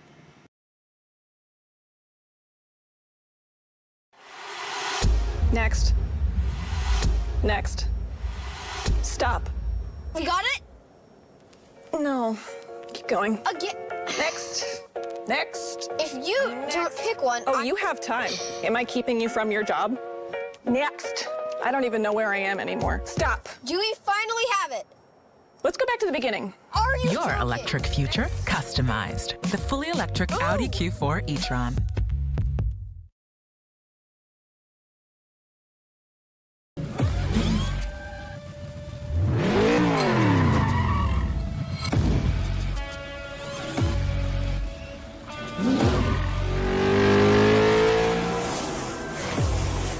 Making every second count.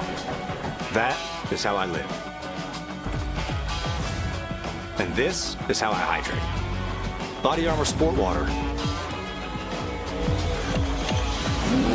Water for the athlete and all of us. This is ready to go online. Any questions? Yeah, I got one. How about the best network imaginable? Let's invent that. That's what we do here. Quick survey. Who wants their internet to work pretty much everywhere? And it needs to run smooth, like super smooth. Hey, should you be drinking that? It's decaf. Because we're busy women. We don't have time for lag or buffering. Who doesn't want internet that helps AI do your homework even faster? Come again? Sorry, what was that? Introducing the next generation 10G network, only from Xfinity. The future starts now.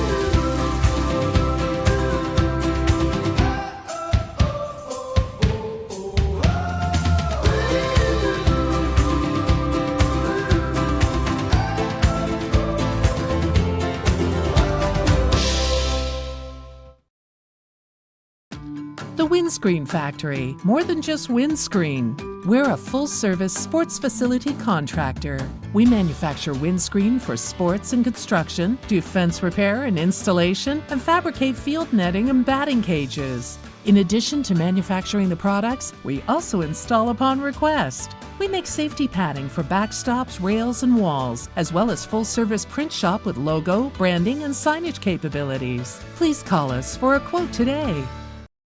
First one I picked up, I just liked it the best. And like I said, I tried a lot of different companies, a lot of different models, and I fell in love with Old Hickory for sure.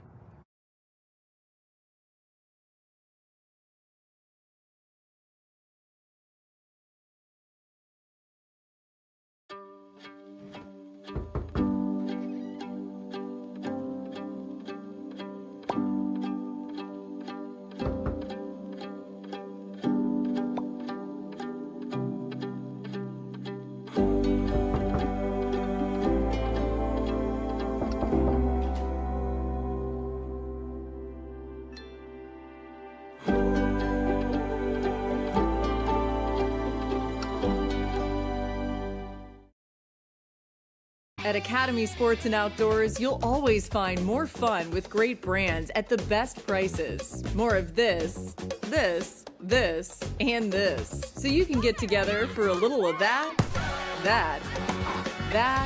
and a lot more of that.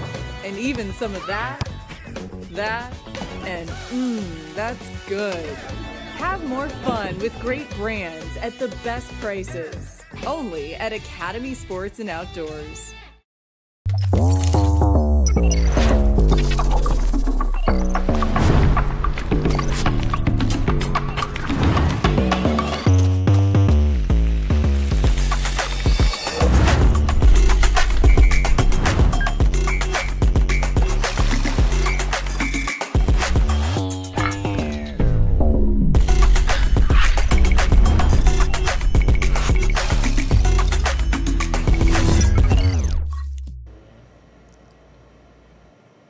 Welcome back to LakePoint Sports. We just wrapped up our game of the day from the Georgia Open State Championship. Game on, 5-4 winners over Team Elite.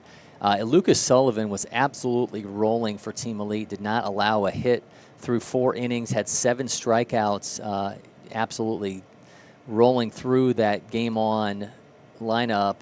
That was until the 4th inning. And then we saw Game On take a 5-4 lead, and that was started by Tucker Wingate, who came through with a 2-out double in that 4th, followed by another 2-out double via Rowan Rigdon. But for that 2-out double to get things started, Tucker Wingate is our player of the game from this matchup. So, again, a 5-4 win for Game On over Team Elite as they end up with 5 runs on 4 hits. Meanwhile, Team Elite had 4 runs on 7 hits. So a nice comeback victory for Game On, and all that started off by Tucker Wingate taking advantage of some free passes via the Team Elite pitching, and Game On gets the victory. So appreciate Collin Thacker from SBA Bolts National joining me for the broadcast, and as always, Avery Hunt from Prep Baseball Georgia. So for Cory McCartney, appreciate you guys joining us in the work of Mason Monroe, our producer in the back studio. So until next time for our Game of the Day action from LakePoint Sports, we'll see you soon. Make sure you join us next week.